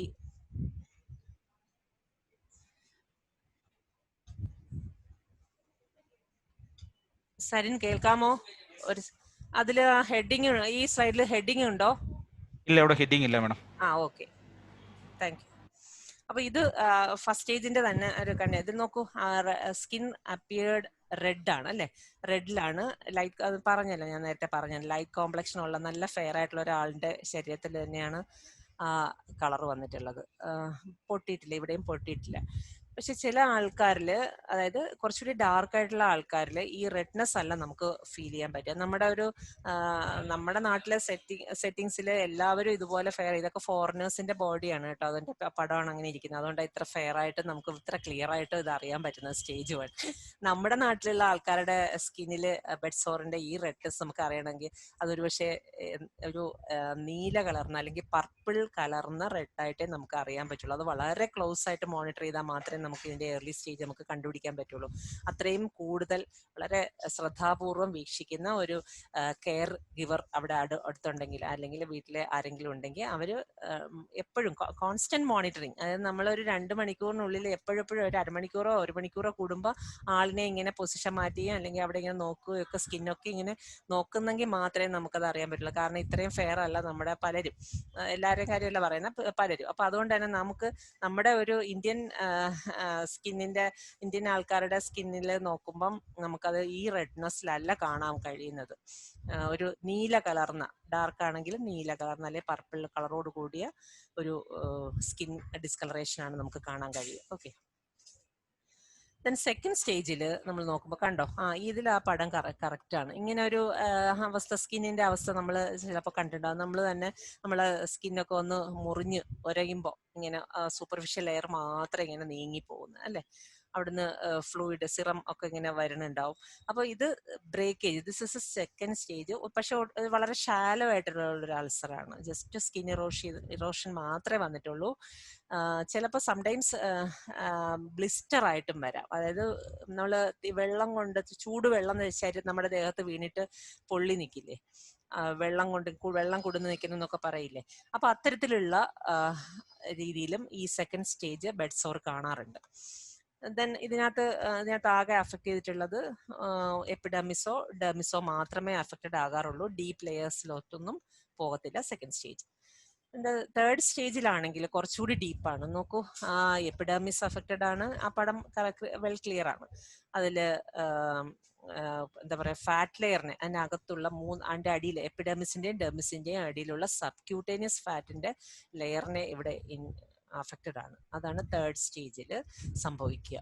ഇതിന് നമുക്ക് ഈ സബ്ക്യൂട്ടേനിയസ് ലെയർ കഴിഞ്ഞ് ചിലപ്പോൾ അകത്തേക്കും പോകാൻ സാധ്യതയുണ്ട്. പക്ഷെ നമുക്ക് ബോൺ ഒന്നും കാണാൻ പറ്റത്തില്ല. ലീഗമെന്റോ അല്ലെങ്കിൽ ടെൻഡനോ മസിലോ ഒന്നും നമുക്ക് കാണാൻ പറ്റത്തില്ല. പക്ഷെ തേർഡ് സ്റ്റേജിൽ അത് അവിടം വരെയൊക്കെ എക്സ്റ്റെൻസീവ് ആയിട്ട് പോകാനുള്ള സാധ്യതയുണ്ട്. എനിവേ ഇത് ഒരു കുഴിയായിട്ട് നമുക്ക് ഫീൽ ചെയ്യാൻ പറ്റും. സറൗണ്ടിങ് ഒക്കെ നോക്കുക, ഇതെല്ലാം തന്നെ ബ്ലഡ് വെസലും കുറച്ചൊക്കെ അഫക്റ്റഡ് ആയിട്ടുണ്ടാവും വുണ്ടിൽ. അപ്പോൾ ഇത് തേർഡ് സ്റ്റേജ് ആണ്. ഇനി ഫോർത്ത് സ്റ്റേജിലേക്ക് നോക്കുകയാണെന്നുണ്ടെങ്കിൽ കുറച്ചുകൂടി എക്സ്റ്റെൻസീവ് ആയിട്ട് താഴേക്ക് പോകുന്നുണ്ട് അല്ലേ. ഫുൾ തിക്നെസ് സ്കിൻ ലോസ് ആണ്. ഫുൾ തിക്നെസ് സ്കിൻ ലോസ് എന്ന് പറഞ്ഞാൽ ആ പടം പിക്ചറിൽ നോക്കിക്കഴിഞ്ഞാൽ അറിയാൻ പറ്റും. ഏറ്റവും ഡീപ്പ് ലെയറിലേക്ക് പോയിട്ടുണ്ട്. ടിഷ്യൂ നെക്രോസിസ് വന്നു, damage to the muscle, bone and അതിനെ സപ്പോർട്ട് ചെയ്യുന്ന ടെൻഡനും ലിഗമെന്റും, ഈവൻ മേ ബി അതൊരു ജോയിന്റ് ആണെങ്കിൽ ജോയിന്റ് ക്യാപ്സ്യൂളിനെ വരെ അഫക്ട് ചെയ്യുന്നത്. അത് എക്സ്റ്റെൻസീവ് മാസീവ് ബെഡ് സോർ ആണ്. അത്രയും ടിഷ്യൂ ഡാമേജ് വന്നിട്ടുള്ള സ്റ്റേജിനെയാണ് നമ്മൾ ഫോർത്ത് സ്റ്റേജ് എന്ന് പറയുന്നത്. എന്നുവെച്ചാൽ അതിനകത്ത് ഒരുവിധമുള്ള എല്ലാ അതൊക്കെ ഇങ്ങനെ നിവർന്ന് വരാൻ പിന്നെ വളരെ പാടായിരിക്കും, വലിയ ഡിഫിക്കൽട്ടായിരിക്കും ഫോർത്ത് സ്റ്റേജ്. ഇനി സ്റ്റേജ് ചെയ്യാൻ പറ്റാത്തൊരവസ്ഥയുണ്ട്. അതായത് എന്താ പറയണ്ടേ, അൺസ്റ്റേജബിൾ ആണ്. അതായത് നമുക്ക് പറയാൻ പറ്റില്ല ഇതിന്റെ ഈ ഊണ്ടിന്റെ ഒരു അവസ്ഥ നമുക്ക് പ്രോഗ്നോസിസ് പറയാൻ പറ്റില്ല. ഇത് എങ്ങനെ റിക്കവർ ചെയ്ത് വരുമോ അതോ ഇനി ഇങ്ങനെ തന്നെ ഇറോഡ് ചെയ്ത് അകത്തേക്ക് പോകുമോ, വലിയ കോംപ്ലിക്കേഷൻ ആയിട്ട് പോകുമോ. കാരണം ആ ഊണ്ട് നിങ്ങൾക്ക് കണ്ടാൽ അറിയാം, അതിന്റെ പുറത്തൊരു ഡാർക്ക് കളർ വന്നിട്ടുണ്ട്. അതിന് നമ്മൾ എസ്കാർ എന്നാണ് പറയുന്നത്. ഹാർഡ് പ്ലേക്ക് ആണ്, അത് വളരെ കട്ടിയിലായിരിക്കുന്നത്. നമുക്കത് അങ്ങനെ എടുത്തു മാറ്റാൻ കഴിയില്ല, അല്ലെ തുടച്ചു മാറ്റാൻ കഴിയില്ല. വളരെ കറുത്ത് ഫുൾ നെക്രോട്ടൈസ്ഡ് ആണ് ആ ഏരിയ. ഡെഡ് ടിഷ്യൂസ് ആണ് ആ കവർ ചെയ്തിരിക്കുന്നത്. അപ്പൊ ഈ സ്റ്റേജിൽ അകത്തേക്ക് നമുക്ക് ഇങ്ങനെ നോക്കി കഴിയുമ്പോൾ നമുക്ക് തോന്നും ഇത്ര മാത്രമേ ടിഷ്യൂ ഇഞ്ചുറി ഉള്ളൂ എന്ന് തോന്നും. പക്ഷെ അതല്ല. ഡീപ്പ് ലെയറിലേക്ക്, വളരെ ആഴത്തിലേക്ക്, ഈവൻ ബോണിൽ വരെ എത്തുന്ന ഇഞ്ചുറി ഈ വുണ്ടിൽ ഉണ്ടാകാം, കാണാനുള്ള സാധ്യതയുണ്ട്. പക്ഷെ നമുക്ക് ഇങ്ങനെ നോക്കുമ്പോൾ, ഇങ്ങനെ ഒരു ത്രൂ ഒബ്സർവേഷനിലൂടെ അല്ലെ ഇൻസ്പെക്ഷനിലൂടെ നമുക്ക് ഒരിക്കലും അതിന്റെ എക്സ്റ്റൻഷൻ പറയാൻ പറ്റില്ല. എത്രത്തോളം എക്സ്റ്റെൻസീവ് ആണ് ഈ വുണ്ടെന്നുള്ളത് നമുക്ക് അറിയാൻ കഴിയില്ല. അതുകൊണ്ടാണ് അത് ഈ കാറ്റഗറിയിൽ ഇൻക്ലൂഡ് ചെയ്തിരിക്കുന്നത്. അതിന്റെ പുറത്ത് ഈ കറുത്ത നിറം മാത്രമായിരിക്കത്തില്ല, ചിലപ്പോൾ മഞ്ഞ നിറം, കട്ടി കൂടിയ മഞ്ഞ നിറത്തില് അല്ലെങ്കിൽ പച്ച നിറത്തിലോ ബ്രൗൺ നിറത്തിലോ ഒക്കെ തന്നെ ഇത് ഇങ്ങനെ മൂടിയിരിക്കും. ഇങ്ങനെ പുറമെ വന്ന് ഇങ്ങനെ മൂടിയിരിക്കും. അത് ഇളക്കി ഈ സ്റ്റേജൊക്കെ ഒരു സർജിക്കൽ ഒരു അവസ്ഥയിലേക്ക് വരും. ഞാൻ നമുക്ക് കൊണ്ടുപോയിട്ട് ഡ്രസ്സിംഗ് ഒക്കെ ചെയ്യുന്നതിന് മുമ്പ് ഈ ഇത്രയും ഡെഡ് ടിഷ്യൂസ് എല്ലാം അവിടെ നിന്നുള്ള ഇൻഫെക്റ്റഡ് ഏരിയ, ഇതിന്റെ അടിയിലൊക്കെ ഇൻഫെക്ഷൻ ഉണ്ടാവും. അപ്പൊ അതൊക്കെ എടുത്ത് മാറ്റി കഴിഞ്ഞ് നമുക്ക് അതിനൊരു ഇന്റർവെൻഷനോ ഡ്രസ്സിങ് പോലും സാധ്യമാവുള്ളൂ. അങ്ങനെ ആ ഒരു ഓപ്പൺ ചെയ്ത് എല്ലാം നോക്കിക്കഴിഞ്ഞാൽ ഇത് എത്രത്തോളം വാസ്റ്റ് ആണെന്നുള്ളത് അറിയാൻ പറ്റും, എത്രത്തോളം ഡീപ്പാണെന്ന് അറിയാൻ കഴിയുള്ളൂ. ഇനി ഇത് വേറൊരു അവസ്ഥയാണ്. അതായത് ഇത് എന്താ പറയണ്ടേ, ഇത് ബ്ലിസ്റ്റർ ആയിട്ട് ഇത് ഡീപ്പ് ടിഷ്യൂ ഇഞ്ചുറി ഉണ്ടെന്ന് സസ്പെക്ട് ചെയ്യുന്ന ഒരു അവസ്ഥയാണ് നമ്മളിപ്പോൾ ഈ കാണുന്നത്. ഡീപ്പ് ടിഷ്യൂ ഇത് ബെഡ് സോർ ആയിട്ട് മാറാവുന്നതാണ്. ഇതിന്റെ സ്കിൻ ബ്രേക്ക് ഡൗൺ ആയിട്ടില്ല അല്ലെ. അതൊരു മേ ബി ഇത് ഇത്രയും ഡീപ്പ് ആവണമെന്നും ഇത്രയും ഡീപ്പ് കളർ ആവണമെന്നും ഇല്ല. ചിലപ്പോൾ ഇതൊരു കുറച്ചൊരു പർപ്പിൾ കളറോ അല്ലെങ്കിൽ ഡാർക്ക് കളറോ ആയിട്ടും ഇത് കാണാം. അതിന്റെ ചുറ്റുഭാഗം ഇങ്ങനെ റെഡ് ആയിട്ടും കാണാം. ഇതൊരു ബ്ലിസ്റ്റർ പോലെയാണ്. ഇതിനകത്തൊരു ഫ്ലൂയിഡ് ഫില്ല് ചെയ്തിരിക്കുന്ന ഒരു അവസ്ഥയാണ്. നമുക്ക് തൊട്ട് നോക്കുമ്പോൾ അതിനിങ്ങനെ ഒരു എന്താ പറയേണ്ട ഒരു തൊടുമ്പോൾ ഒരു ബോഗി പോലെ എന്ന് വെച്ചാൽ ഇങ്ങനെ തൊടുമ്പോൾ എന്തോ അതിനകത്ത് ഉള്ള പോലെ ഒരു ഫീലാണ് നമുക്ക് ഉണ്ടാവുക. ഇത് സൂചിപ്പിക്കുന്നത് ഡീപ്പ് ടിഷ്യൂ ഇഞ്ചുറി ഉണ്ട്, ബട്ട് സ്കിൻ ബ്രേക്ക് ഡൗൺ ആയിട്ടില്ല. അപ്പൊ ഇത് ഒരിക്കലും നമുക്കിങ്ങനെ ഈ അവസ്ഥയിൽ ഇങ്ങനെ ഒരു പുറത്തെന്തെങ്കിലും മരുന്ന് അപ്ലൈ ചെയ്തിട്ടോ ഒന്നും ഇത് ഹീൽ ചെയ്യാൻ പറ്റത്തില്ല. ഇതിനകത്തുള്ള എന്താണോ എന്നുള്ളത് അത് ഓപ്പൺ ചെയ്താൽ മാത്രമേ അറിയാൻ പറ്റുള്ളൂ. അപ്പൊ ഇത് ഒരു ഡീപ്പ് ടിഷ്യൂ ഇഞ്ചുറിയുടെ ഒരു സൈനാണ്. ഇങ്ങനെ കാണുന്ന ഒരു വുണ്ട് ഉണ്ടെന്നുണ്ടെങ്കിൽ അകത്ത് ഡീപ്പ് ടിഷ്യൂ ഉണ്ട്. അവിടെ നിന്ന് വന്നിട്ടുള്ള ഫ്ലൂയിഡ്സ്, ബോഡി ഫ്ലൂയിഡ്സും സിറവും അങ്ങനത്തെ ബ്ലഡ് അത് കാര്യങ്ങളൊക്കെയാണ് അവിടെ അങ്ങനെ ബോഗി ആയിട്ട് ഇങ്ങനെ കിടക്കുന്നത്. ബോഗി എന്ന് മീൻസ് ഇങ്ങനെ സാഗ് ചെയ്ത പോലെ ഇങ്ങനെ കിടക്കുന്നത്. വളരെ സോഫ്റ്റ് ആയിരിക്കും അത് തൊട്ട് നോക്കുമ്പോൾ. ഇതും അതുപോലെയുള്ള ഡീപ്പ് ടിഷ്യൂ ഇഞ്ചുറിയുടെ ഒരു ഭാഗമാണ്. ഇതെങ്ങനെ ഈ ഡീപ്പ് ടിഷ്യൂ ഇഞ്ചുറി ഉണ്ടാവുന്നു എന്നുള്ളതാണ് അതിനകത്ത് പറഞ്ഞേക്കുന്നത്. ഇത് ഇത്രയും വാസ്റ്റായിട്ടൊന്നും കുട്ടികൾക്ക് പറഞ്ഞു കൊടുക്കണമെന്നില്ല. ഇത് ആ കാണുന്ന കറുത്ത നിറത്തിയിരിക്കുന്ന പറഞ്ഞാൽ അതൊരു എസ്കാറാണ്, അത്രയും കട്ടിയിരിക്കുന്നതാണ്. പക്ഷെ ഇത് ഡീപ്പ് ടിഷ്യൂ ഇഞ്ചുറി ഉള്ളത് കൊണ്ടാണ് അകത്ത് ഇത്രയും മാസീവായിട്ട് 2 ബട്ടക്കിലും ഉണ്ട്, അകത്ത് ഇഞ്ചുറി ഉണ്ട്. കുറെ അധിക സമയം ഇതിങ്ങനെ ഏതെങ്കിലും പ്രഷർ കൂടുതലിട്ട് ഇങ്ങനെ കിടന്നിട്ടുണ്ടായ ആയിരിക്കണം. അപ്പൊ ഇത്രയും നമ്മൾ അത്രയും ഇതായിട്ട് പറയണ്ട, പക്ഷെ ഇതൊരു കാണുമ്പോൾ ഇത് തിരിച്ചറിയാൻ കഴിയണം കുട്ടികൾക്ക്. അപ്പൊ അത്ര ആ രീതിയിൽ വേണം നമ്മളത് പറഞ്ഞു കൊടുക്കേണ്ടത്. ഇനി കോംപ്ലിക്കേഷൻസിലേക്ക് പോകാം. ഡെഫിനറ്റ്ലി നമുക്ക് ബെഡ് സോർ തന്നെ ഒരു പലതിൻ്റെയും കോംപ്ലിക്കേഷൻ ആയിട്ട് വരും. പക്ഷേ ബെഡ് സോർ ഉണ്ടായിട്ട് അത് തന്നെ മറ്റു കോംപ്ലിക്കേഷൻസിലേക്ക് മറ്റ് മെഡിക്കൽ ഓർ സർജിക്കൽ അവസ്ഥകളിലേക്കും പോകാം. അതിലൊന്നാണ് പ്രധാനമായിട്ടുള്ളതാണ് സെല്ലുലൈറ്റിസ്. ഇത്തരം അവസ്ഥകൾ നമ്മൾ പലപ്പോഴും നമ്മുടെ വീടുകളിൽ തന്നെ പലരിലും കാണും. എസ്പെഷ്യലി ഡയബറ്റിക് ആയിട്ടുള്ള ആൾക്കാർ വീട്ടിലുണ്ടെങ്കിൽ, ക്രോണിക് ഡയബറ്റിക്, വർഷങ്ങളായിട്ട് ഡയബറ്റിക് ആയിരുന്നു, അൺകൺട്രോൾഡ് ആണെങ്കിൽ ഡെഫിനറ്റ്ലി ഈ ഒരു അവസ്ഥ നമ്മൾ പലരിലും കണ്ടു കാണും. കാലില് ഫുൾ ടിഷ്യൂ, അതായത് ഒരു ചെറിയൊരു ഊണ്ടിൽ നിന്ന് ഇപ്പൊ ബെഡ് സോർ ഉണ്ടായിരുന്നിട്ടുണ്ടെങ്കിൽ ഈ ഇത് സറൗണ്ടിങ് ടിഷ്യൂസിലേക്ക്, നിയർ അഡ്ജസൻറ്റ് സെൽസിലേക്ക് കൂടി ഇതിങ്ങനെ വ്യാപിച്ച് ഇൻഫെക്റ്റഡ് ആകുന്ന അവസ്ഥയാണ് ദാറ്റ് ഇസ് സെല്ലുലൈറ്റിസ്.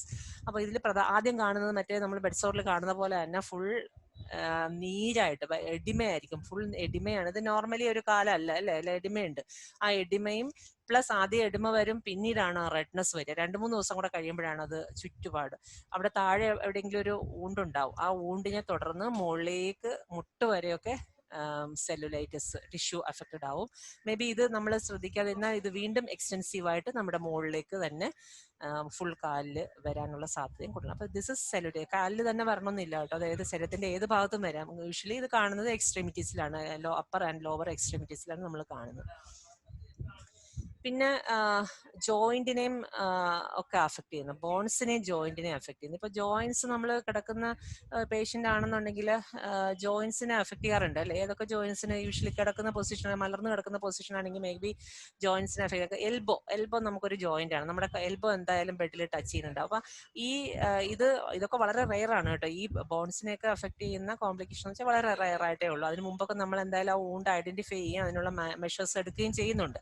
പക്ഷെ റെയർ ഒക്കേഷൻസിലെങ്കിലും ഇത് ബോൺസിനെയും ജോയിന്റിനെയും അഫക്ട് ചെയ്യുന്ന കോംപ്ലിക്കേഷൻസിലേക്കും, അത് ബോൺസിൽ ജോയിന്റിനെ അഫക്ട് ചെയ്ത് കഴിഞ്ഞാൽ അതിന്റെ ക്യാപ്സ്യുലർ കാർട്ടിലേജിനെയും അതിന്റെ ബോൺ ക്യാപ്സ്യൂളിനെയൊക്കെ, ജോയിന്റ് ക്യാപ്സ്യൂളിനെയൊക്കെ അഫക്ട് ചെയ്തിട്ട് ഫുൾ ഡാമേജ് ഉണ്ടായിട്ട് പേഷ്യന്റിന് ചിലപ്പോൾ ആംപ്യൂട്ടേഷനൊക്കെ എത്തുന്ന ഒരു സ്റ്റേജിലേക്കും അവസ്ഥ വരും. അതൊരു കോംപ്ലിക്കേഷനാണ്. നമ്മൾ ബെഡ് സോർ ശ്രദ്ധിക്കാന്ന് വെച്ചാൽ ഇതൊരു നിസ്സാരമായിട്ടുള്ളൊരു അവസ്ഥയല്ല.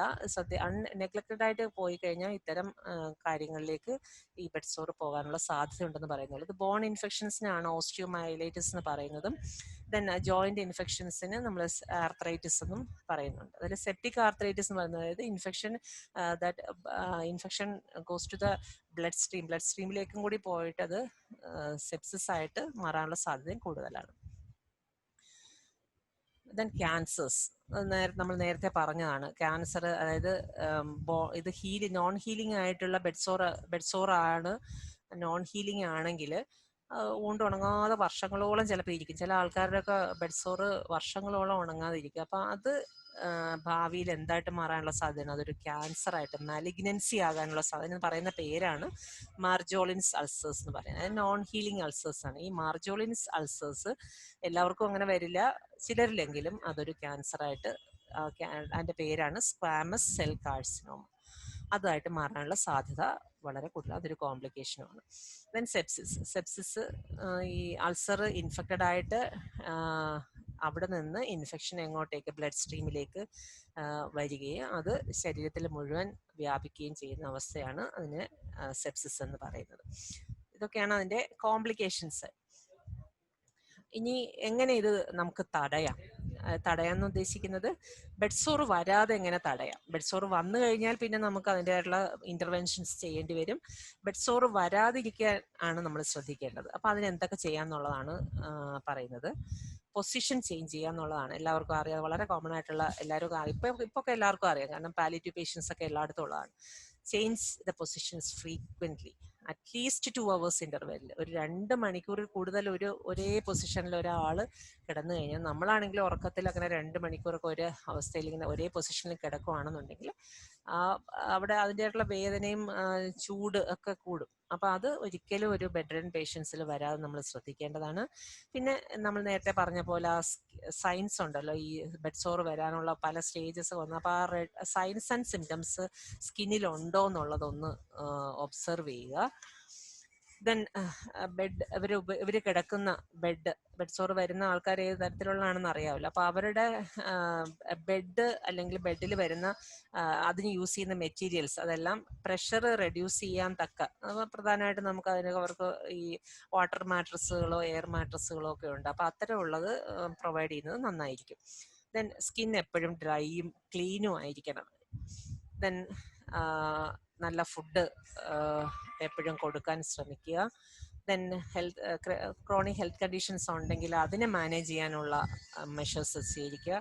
സ്മോക്കിംഗ് ചെയ്യുന്ന ആൾക്കാരാണെന്നുണ്ടെങ്കിൽ, എന്തായാലും ബെഡ് റിഡൻ ആൾക്കാരും സ്മോക്ക് ചെയ്യുന്നുണ്ടാവില്ല, അത് അതിൻ്റെ ഒരു മാനേജ്മെന്റിൽ പ്രിവെന്റ് ചെയ്യാൻ ഒരു ഇതിൽ പറയുന്നതേ ഉള്ളൂ. സ്മോക്കിംഗ് നമുക്ക് അതിലൊരു റിസ്ക് ഫാക്ടർ ആയതുകൊണ്ട് പറയുന്നതേ ഉള്ളൂ. ദെൻ സെക്കൻഡ് ഹാൻഡ് സ്മോക്കും പ്രശ്നമാണ്. അത് കിടക്കുന്ന രോഗി വരിക്കണമെന്നില്ല, അടുത്ത് വീട്ടിലുള്ള ആരെങ്കിലും അവരുടെ തൊട്ട് സമീപത്തിരുന്ന ആരെങ്കിലും സ്മോക്ക് ചെയ്താലും അതും അഫക്ട് ചെയ്യും. പാസീവ് സ്മോക്കിംഗ് എന്നൊക്കെ നമ്മൾ പറയില്ലേ, അത് തന്നെയാണ് second hand smoke. Then additional pillows can be used. അവരുടെ പൊസിഷൻ ചേഞ്ച് ചെയ്യുന്നതനുസരിച്ച്, നമ്മൾ ഫ്രീക്വന്റ് ആയിട്ട് പൊസിഷൻ ചേഞ്ച് ചെയ്യുന്ന അനുസരിച്ച് അതിനെ സപ്പോർട്ട് ചെയ്യാൻ അല്ലെങ്കിൽ അതിനെ മെയിൻറ്റെയിൻ ചെയ്ത് ബാലൻസ് ചെയ്ത് നിർത്താൻ നമുക്ക് അഡീഷണൽ പില്ലോസ് ഉപയോഗിച്ച് ഓരോ ശരീരഭാഗങ്ങൾ താങ്ങി നിർത്താം. ദെൻ എക്സസൈസ് ഒരു കിടക്കുന്ന ഒരാളിന് ബുദ്ധിമുട്ടായിരിക്കും. അപ്പൊ അതിന് നമ്മൾ ചെയ്യേണ്ടത് ബാക്ക് മസാജോ അല്ലെങ്കിൽ പാസീവ് എക്സസൈസസ് പോലെയുള്ള, നമ്മൾ തന്നെ കൈകാലുകൾ മടക്കുക, ഒരാൾ അടുത്തിരുന്നിട്ട്, കെയർ ഗിവർ അടുത്തിരുന്നിട്ട് അവരുടെ കൈകാലുകൾ മടക്കുക, നോക്കുക, വിരലുകൾ നോക്കുക, മടക്കുക, പിന്നെ മസാജ് ചെയ്യുക, ബാക്കൊക്കെ മസാജ് ചെയ്യുക. അപ്പൊ ഇത്തരം കാര്യങ്ങൾ എക്സസൈസ്, സർക്കുലേഷൻ കൂട്ടാനുള്ള കാര്യങ്ങൾ എന്താന്ന് വെച്ചാൽ അതെല്ലാം ചെയ്യുക. ഇത്തരം കാര്യങ്ങളാണ് നമ്മൾ ഈ സെഷനിൽ ഇൻക്ലൂഡ് ചെയ്യാൻ ശ്രമിച്ചിട്ടുള്ളത്.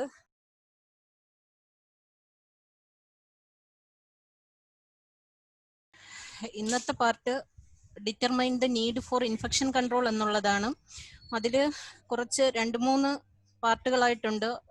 കമ്മ്യൂണിറ്റി ഹെൽത്ത് വർക്കറിന്റെ റെസ്പോൺസിബിലിറ്റി, ഇൻഫെക്ഷൻ കൺട്രോൾ എന്താണ്, അതിന്റെ ഒരു ബേസിക് ഇൻട്രൊഡക്ഷനുമാണ് ഇന്നത്തെ പാർട്ടിലുള്ളത്.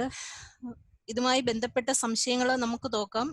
ഇൻഫെക്ഷൻ കൺട്രോളുമായിട്ടുള്ള വളരെ ബേസിക് ആയിട്ടുള്ള കാര്യങ്ങൾ മാത്രമേ ഇതിൽ പറയുന്നുള്ളൂ. നമ്മൾ എല്ലാവരും കേട്ട് പരിചയിച്ച ഒരു വാക്കാണ് ഇൻഫെക്ഷൻ കൺട്രോൾ അല്ലെങ്കിൽ അണുബാധ നിയന്ത്രണം എന്ന് പറയുന്നത്.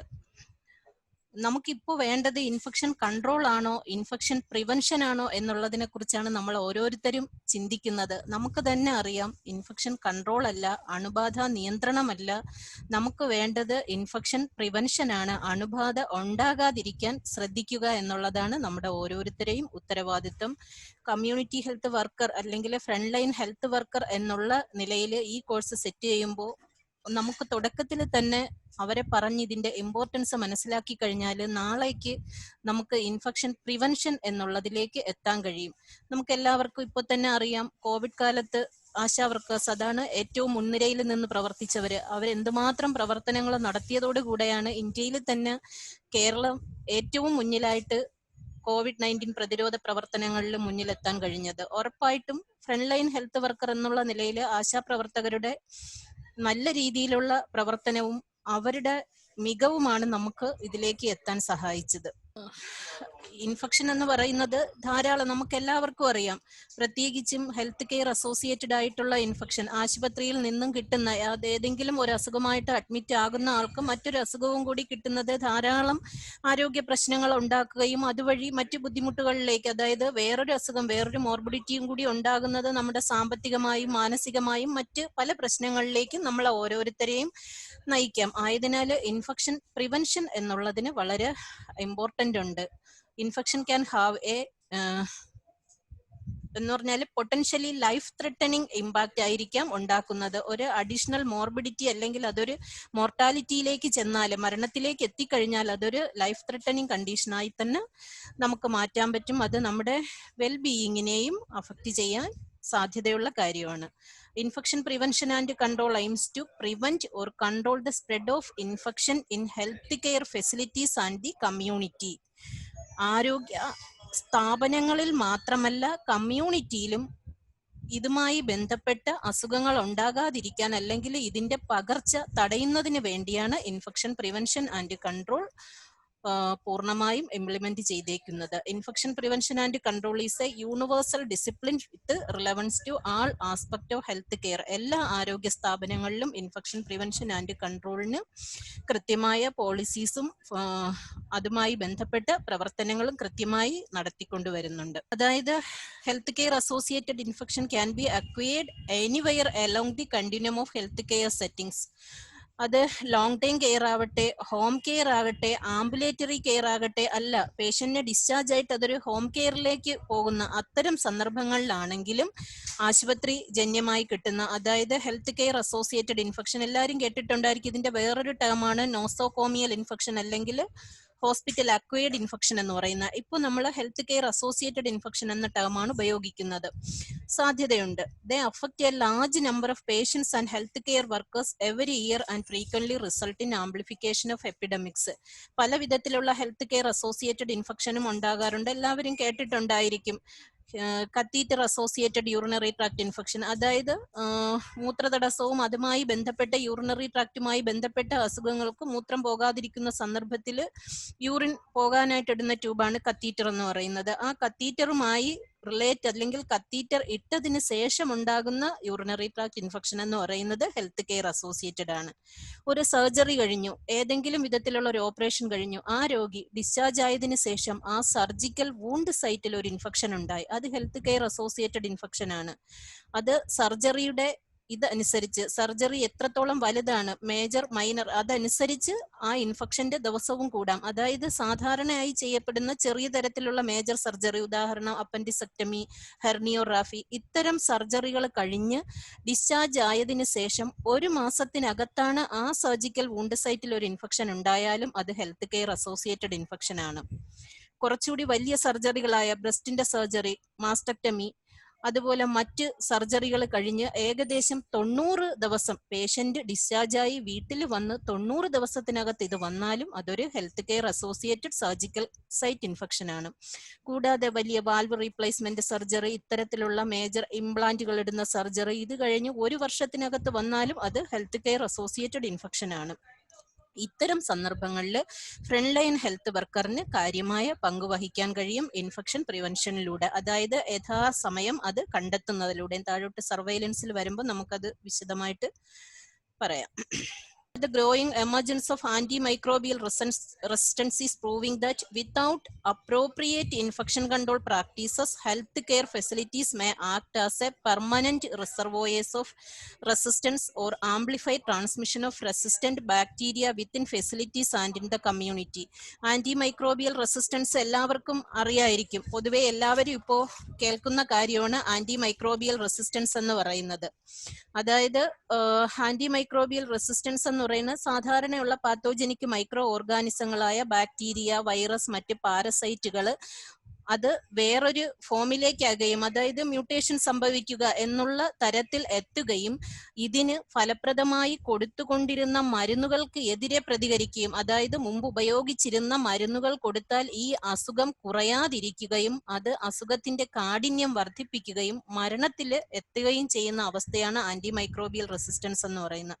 നമുക്ക് തന്നെ അറിയാം, നമ്മുടെ മനസ്സിൽ തന്നെ ഉണ്ട്, ഏതെങ്കിലും ചെറിയ അസുഖം വന്നാൽ ഉടനെ അത് ആശുപത്രിയിൽ കാണിക്കുക. ആശുപത്രിയിൽ കാണിച്ചാൽ തന്നെ നമുക്കിപ്പോ അറിയാം, പല വിധത്തിലുള്ള സോഷ്യൽ മീഡിയയിലൂടെയും നമുക്ക് ഈ അസുഖത്തിന് ഏത് ആന്റിബയോട്ടിക് കഴിക്കണം, അത് ഒരു പക്ഷേ ഡോക്ടർ എഴുതിയില്ലെങ്കിലും നമ്മളെ മനസ്സിലൊരു ആങ്സൈറ്റിയാണ്, അയ്യോ ഈ മരുന്നല്ലേ ഇതിന് നമ്മൾ വായിച്ചിട്ടുള്ളത്, ഇത്തരം ചിന്തയിലാണ്. ഇതുപോലെ ധാരാളം ആന്റിബയോട്ടിക്സിന്റെ മറ്റ് ആന്റിമൈക്രോബിയൽ ആയിട്ടുള്ള മരുന്നുകളുടെയും ഉപയോഗം കാരണം നമുക്ക് ആന്റിമൈക്രോബിയൽ റെസിസ്റ്റൻസ് ആയിട്ടുണ്ട്. പല ഓർഗാനിസത്തിനും ഇത്തരം മരുന്നുകൾ ഫലപ്രദമല്ലാതെ വന്നു. അതും ഇൻഫെക്ഷൻ പ്രിവെൻഷനെ കാര്യമായി ബാധിക്കുന്ന ഒരു ഘടകമാണ്. ഇൻഫെക്ഷൻ പ്രിവെൻഷന്റെ ഒരു ഡെഫിനിഷൻ ആയിട്ട് പറയണമെങ്കിൽ it is the discipline concerned with health care associated infections, A practical rather than academic sub discipline of epidemiology. അതായത് ഹെൽത്ത് കെയറിൽ നിന്ന് മാത്രമല്ല കമ്മ്യൂണിറ്റിയിലും ഇതിന്റെ ഇമ്പാക്റ്റുകളുണ്ട്. അവിടെയും ഇതിനെക്കുറിച്ച് കൃത്യമായിട്ട് പഠിച്ച് മനസ്സിലാക്കി അത് പ്രിവെന്റ് ചെയ്യുക എന്നുള്ളതാണ് ഇൻഫെക്ഷൻ കൺട്രോൾ കൊണ്ട് ഉദ്ദേശിക്കുന്നത്.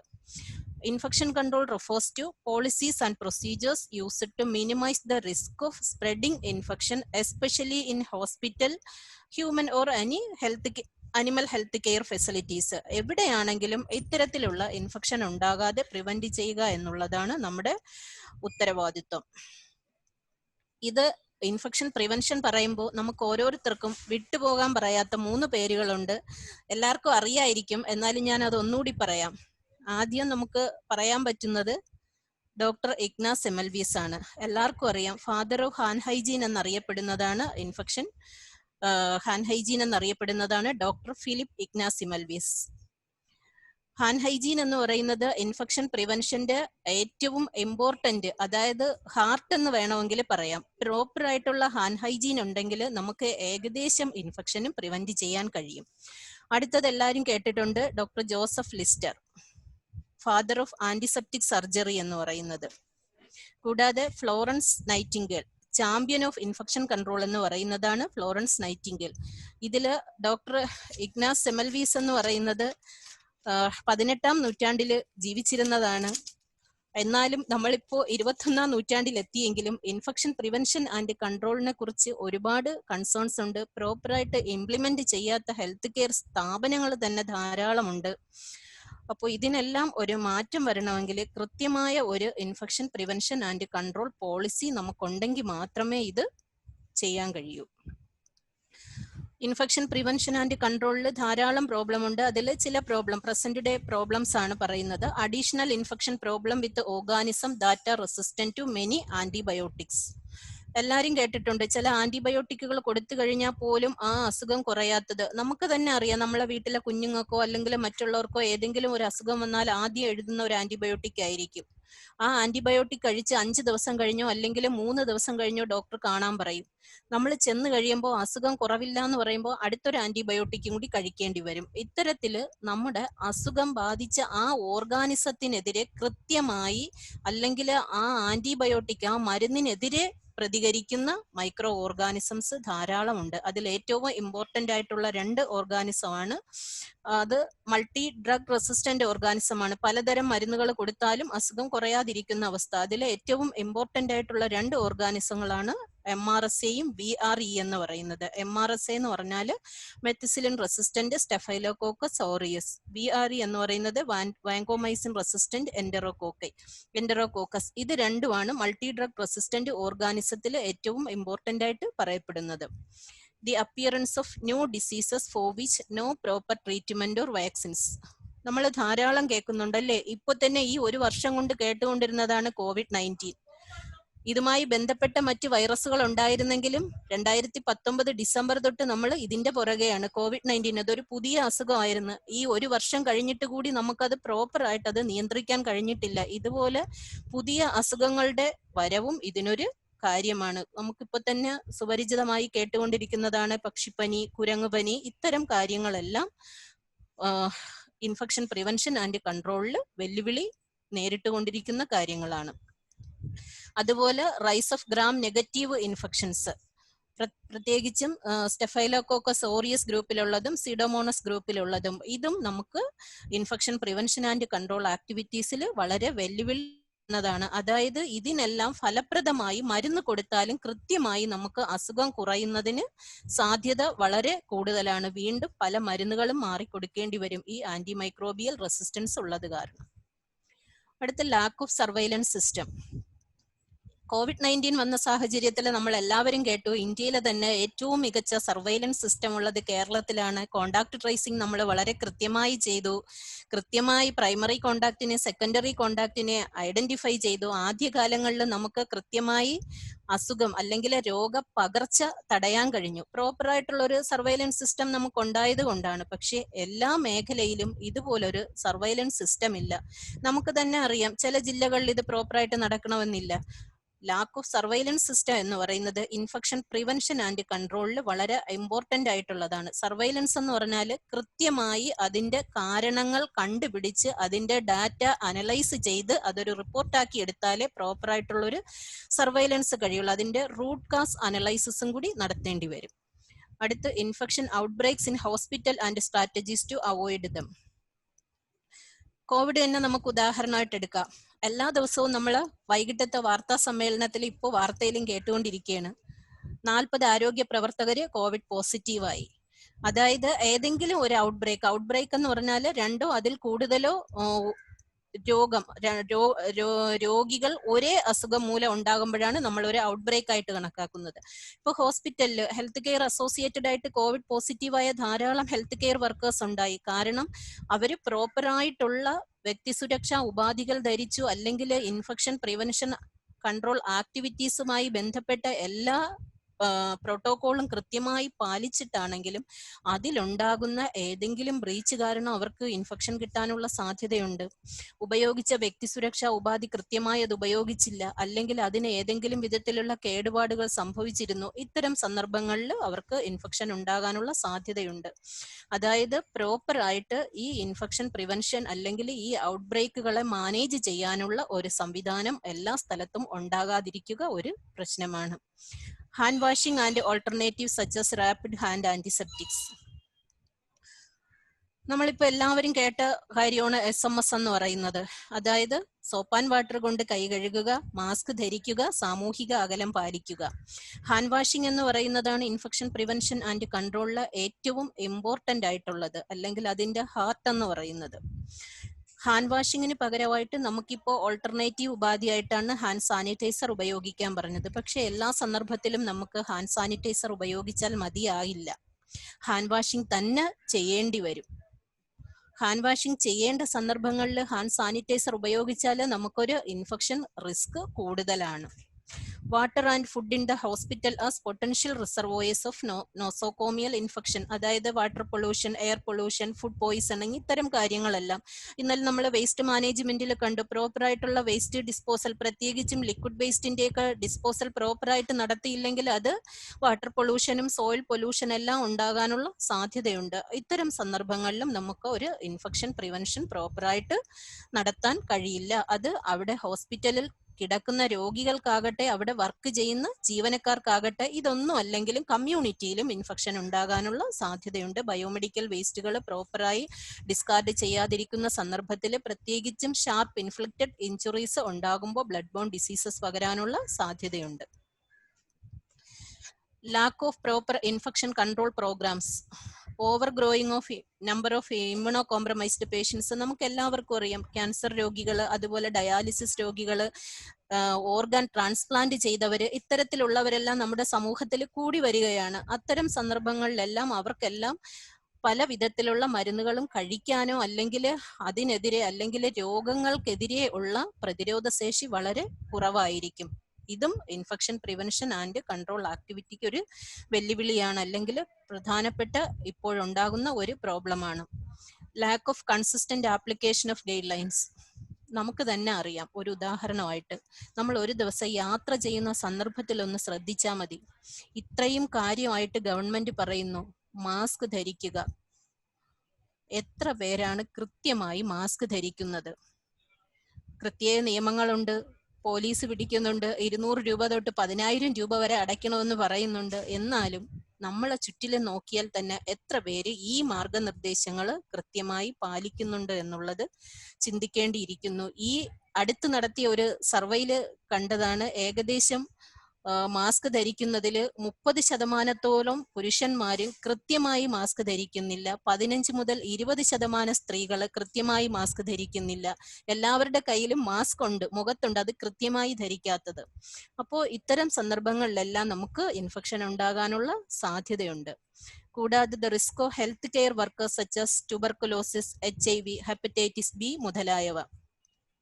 ആരോഗ്യ പ്രവർത്തകർക്ക് കൃത്യമായ രീതിയിൽ അവര് ബയോമെഡിക്കൽ വേസ്റ്റിന്റെയും അല്ലെങ്കിൽ മറ്റ് ബോഡി ഫ്ലൂയിഡ് എക്സ്പോഷർ ഉണ്ടാകുന്ന സന്ദർഭങ്ങളിൽ അത് കൃത്യമായി മാനേജ് ചെയ്യാതിരിക്കുന്ന സന്ദർഭത്തിൽ അവർക്ക് ബ്ലഡ് ബോൺ ഡിസീസസുകളായ HIV-യും ഹെപ്പറ്റൈറ്റിസ് B-യും ഹെപ്പറ്റൈറ്റിസ് C-യും പകരാനുള്ള സാധ്യതയുണ്ട്. കൂടാതെ ട്യൂബർകുലോസിസ് എയർബോൺ ഡിസീസാണ്. കൃത്യമായ വ്യക്തി സുരക്ഷാ ഉപാധികൾ, പ്രത്യേകിച്ച് മാസ്ക് ധരിക്കാതെ രോഗികളുമായി ഇടപെടുക, രോഗികളെ കൊണ്ട് മാസ്ക് ധരിപ്പിക്കാതിരിക്കുക, ഇത്തരം സന്ദർഭത്തിലെല്ലാം ആരോഗ്യ പ്രവർത്തകർക്കും അസുഖം പകരാനുള്ള സാധ്യതയാണ്. ഇതും ഇൻഫെക്ഷൻ പ്രിവെൻഷൻ ആൻഡ് കൺട്രോൾ ആക്ടിവിറ്റിക്ക് ഒരു വെല്ലുവിളിയാണ്. ഇൻഫെക്ഷൻ പ്രിവെൻഷൻ ആൻഡ് കൺട്രോൾ ആക്ടിവിറ്റീസിന്റെ കമ്പോണന്റ് അല്ലെങ്കിൽ പ്രിൻസിപ്പിൾസ് എന്ന് പറയുന്നത് കുറച്ച് കാര്യങ്ങളാണ്. അതിൽ ഏറ്റവും ഇമ്പോർട്ടന്റ് ആയിട്ടുള്ളതാണ് infection control policy and programme. അതായത് എല്ലാ ഹെൽത്ത് കെയർ ഫെസിലിറ്റീസിനും ഒരു infection control policy and programme ഉണ്ടായിരിക്കും. സ്ഥാപനത്തിന്റെ വലിപ്പച്ചെറുപ്പം അനുസരിച്ച് നമുക്ക് 3 തരത്തിലുള്ള സ്ഥാപനങ്ങളാണ് ഇപ്പോൾ ഉള്ളത്. അതായത് പ്രൈമറി ഹെൽത്ത് സെന്റർ ഇപ്പൊ കുടുംബാരോഗ്യ കേന്ദ്രങ്ങളായിട്ട് കൺവെർട്ട് ചെയ്തത് ഫാമിലി ഹെൽത്ത് സെന്റർ ആയിട്ട്. അടുത്ത് കമ്മ്യൂണിറ്റി ഹെൽത്ത് സെന്റേഴ്സ്, അതായത് സബ് ഡിസ്ട്രിക്ട് ഹോസ്പിറ്റൽ, കൂടെ താലൂക്ക് ഹോസ്പിറ്റലും കൂടി വരും. പിന്നെ district hospital, primary care, secondary care, tertiary care ആയിട്ട് മെഡിക്കൽ കോളേജുകൾ ഉൾപ്പെടെ എല്ലാ സ്ഥാപനങ്ങളിലും ഇൻഫെക്ഷൻ കൺട്രോൾ പോളിസിക്ക് പ്രോഗ്രാമിനുമായിട്ടൊരു പ്രത്യേക ഗൈഡ് ലൈൻ ഉണ്ട്. ഓരോ സ്ഥാപനങ്ങളിലെയും മെമ്പേഴ്സ് സെലക്ട് ചെയ്യുന്നതിലും പ്രത്യേകതയുണ്ട്.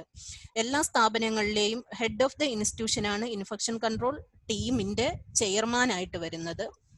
അവിടുത്തെ കൺവീനർ എന്ന് പറയുന്നത് ഇൻഫെക്ഷൻ കൺട്രോൾ നേഴ്സ് ആയിരിക്കും. ഇന്നലെ ഒരു സംശയം ഉണ്ടായിരുന്നു, ഇത്തരത്തിലുള്ള ഇൻഫെക്ഷൻ കൺട്രോളുമായി ബന്ധപ്പെട്ട് ട്രെയിനിങ്ങുകളെല്ലാം ആര് കൊടുക്കുമെന്ന്. ഞാൻ ഇന്നലെ പറഞ്ഞായിരുന്നു, എല്ലാ സ്ഥാപനങ്ങൾക്കും ഒരു പോളിസി ആൻഡ് പ്രോഗ്രാം ഉണ്ട്, അവിടെ ഒരു ഇൻഫെക്ഷൻ കൺട്രോൾ ടീം ഉണ്ട്. അവരുടെ റെസ്പോൺസിബിലിറ്റിയാണ് ഇതുമായി ബന്ധപ്പെട്ട ട്രെയിനിങ്ങുകളെല്ലാം കൃത്യമായി എല്ലാ ജീവനക്കാർക്കും കൊടുക്കുക എന്നുള്ളത്, ഇൻക്ലൂഡിംഗ് ആ കമ്മ്യൂണിറ്റിയിലുള്ള ഹെൽത്ത് കെയർ വർക്കേഴ്സിനും. ഇൻഫെക്ഷൻ കൺട്രോൾ പോളിസി ആൻഡ് പ്രോഗ്രാമിന്റെ ഭാഗമായിട്ടാണ് ഗവൺമെന്റ് നിർദ്ദേശിക്കുന്ന പ്രകാരമുള്ള മാർഗനിർദ്ദേശങ്ങൾക്ക് അനുസൃതമായി ആ സ്ഥാപനത്തിനും ഒരു സ്റ്റാൻഡേർഡ് ഓപ്പറേറ്റിംഗ് പ്രൊസീജിയേഴ്സ് ഉണ്ടാക്കേണ്ടതായിട്ട് വരും. കാരണം നേരത്തെ പറഞ്ഞു, ഹാൻഡ് ഹൈജീന്റെ ഓൾട്ടർനേറ്റീവ് ആയിട്ട് നമുക്ക് ഹാൻഡ് സാനിറ്റൈസർ ചെയ്യാം. പക്ഷേ ആ ഹാൻഡ് സാനിറ്റൈസർ ചെയ്യാനുള്ള സന്ദർഭങ്ങൾ ഏതൊക്കെയാണെന്ന് സ്ഥാപനത്തിൽ തന്നെ ഡിസൈൻ ചെയ്യാൻ കഴിയും. നമുക്കിപ്പോ എല്ലാം ചെയ്യാൻ കഴിയൂല. ഇന്നലെ ബയോമെഡിക്കൽ വേസ്റ്റിന്റെ കാര്യം പറഞ്ഞപ്പോൾ liquid waste, chemical liquid waste എല്ലാ സ്ഥാപനങ്ങളിലും ETP സംവിധാനമില്ല. അതിന്റെ ഒരു ഓൾട്ടർനേറ്റ് ആണ് അതിനെ ഡൈലൂട്ട് ചെയ്ത് സെപ്പറേറ്റ് ഡ്രെയിനേജ് പിറ്റിലേക്ക് ആക്കുക. ഇത് ചെയ്യണമെങ്കിൽ ആ infection control policy and programme കൊണ്ട് സ്ഥാപനത്തിനും ഒരു സ്റ്റാൻഡേർഡ് ഓപ്പറേറ്റിംഗ് പ്രൊസീജിയർ ഉണ്ടായിരിക്കണം. സെക്കൻഡ് ആണ് റാഷണലൈസേഷൻ ഓഫ് പേഷ്യന്റ് അഡ്മിഷൻ. അതായത് ഹെൽത്ത് കെയർ സെറ്റിംഗ്സിലുള്ള അൺനെസസറി അഡ്മിഷൻസ് അവോയ്ഡ് ചെയ്യുക. അൺനെസസറി അഡ്മിഷൻസ് അവോയ്ഡ് ചെയ്യണമെങ്കിൽ കമ്മ്യൂണിറ്റിയിലുള്ളവരും അതിനെക്കുറിച്ച് അവെയർ ആയിരിക്കണം. അതായത് നമുക്ക് തന്നെ നോൺ ഫാർമസ്യൂട്ടിക്കൽ ഇന്റർവെൻഷൻ മൂലം നമുക്ക് പല അസുഖങ്ങളും തുടക്കത്തിൽ തന്നെ പ്രിവെന്റ് ചെയ്യാൻ കഴിയും. അതായത് ചെറിയ പനി വന്നാൽ നമുക്ക് കുറച്ച് നോൺ ഫാർമസ്യൂട്ടിക്കൽ ഇന്റർവെൻഷൻ ഉണ്ട്. ദേഹം തുടച്ചു കൊടുക്കുക, റെസ്റ്റ് എടുക്കുക, കൃത്യമായ ഇടവേളകളിൽ വെള്ളം കുടിക്കുക. വീണ്ടും പനി അധികരിച്ചാൽ മതി ആശുപത്രിയിലേക്ക് പോകേണ്ടത്. ഇപ്പൊ തന്നെ അറിയാം, COVID-19 വന്ന സാഹചര്യത്തിൽ നമ്മൾ കാറ്റഗറി A, B, C ആയിട്ട് തരംതിരിച്ച് കാറ്റഗറി A ആദ്യം ഹോം കെയർ കൊടുത്തു, അത് കഴിഞ്ഞ് Bയും കൊടുത്തു. പിന്നെ അസുഖം മൂർച്ഛിച്ചാൽ മാത്രം എങ്ങനെ ആശുപത്രിയിൽ പോകാം എന്നുള്ളതിനെ കുറിച്ചും കൃത്യമായി മാർഗനിർദ്ദേശങ്ങൾ കൊടുത്തു. അപ്പൊ നമുക്ക് അൺനെസസറി അഡ്മിഷൻസ് അവോയ്ഡ് ചെയ്യുക എന്നുള്ളതാണ് ഇൻഫെക്ഷൻ കൺട്രോളിന്റെ അടുത്തൊരു പ്രിൻസിപ്പിൾ. ഏറ്റവും ഇമ്പോർട്ടന്റ് ആയിട്ടുള്ളതാണ് സ്റ്റാൻഡേർഡ് പ്രിക്വേഷൻ. സ്റ്റാൻഡേർഡ് പ്രിക്വേഷൻ ആണ് ഇൻഫെക്ഷൻ പ്രിവെൻഷൻ ആൻഡ് കൺട്രോളിന്റെ നെടുന്തൂൺ എന്ന് പറയുന്നത്. അതിലെ കമ്പോണൻസുകൾ, സ്റ്റാൻഡേർഡ് പ്രിക്വേഷൻസിന്റെ കമ്പോണൻസ് ആണ് ഹാൻഡ് ഹൈജീൻ. ഹാൻഡ് ഹൈജീൻ എന്ന് പറയുന്നത് 3 തരത്തിലുണ്ട്. അതായത് സോഷ്യൽ ഹാൻഡ് വാഷിംഗ്. COVID-19 ഭാഗമായിട്ട് പൊതുജനങ്ങളെല്ലാം പാലിച്ചു വരുന്നതാണ് 20 സെക്കൻഡ് കൈ കഴുകുക എന്ന് പറയുന്ന സോഷ്യൽ ഹാൻഡ് വാഷിംഗ്. അടുത്തത് ഹൈജീനിക് ഹാൻഡ് വാഷിംഗ്. അതായത് ഹെൽത്ത് കെയർ വർക്കേഴ്സ് എല്ലാം 1 മിനിറ്റ് 40 മുതൽ 60 സെക്കൻഡ് എടുത്ത് കൈകളുടെ എല്ലാ ഭാഗവും വൃത്തിയാക്കുന്നതാണ് ഹൈജീനിക് ഹാൻഡ് വാഷിംഗ്. അടുത്തത് സർജിക്കൽ ഹാൻഡ് വാഷിംഗ്. അത് 3 മുതൽ 5 മിനിറ്റ് എടുത്ത് ചെയ്യേണ്ട പ്രൊസീജിയർ ആണ്. അതായത് ഓപ്പറേഷൻ തിയേറ്ററുകളിലും മറ്റ് സർജറിയുമായി ബന്ധപ്പെട്ട് പ്രൊസീജിയറുകൾ ചെയ്യുന്ന സന്ദർഭത്തിൽ, അല്ലെങ്കിൽ രോഗി പരിചരണവുമായി ബന്ധപ്പെട്ട് ചില പ്രൊസീജിയറുകൾ, സ്റ്റെറൈൽ പ്രൊസീജിയറുകൾ ചെയ്യുന്ന സമയത്തിൽ ചെയ്യുന്ന കൈകഴുകലാണ് സർജിക്കൽ ഹാൻഡ് വാഷിംഗ് എന്ന് പറയുന്നത്.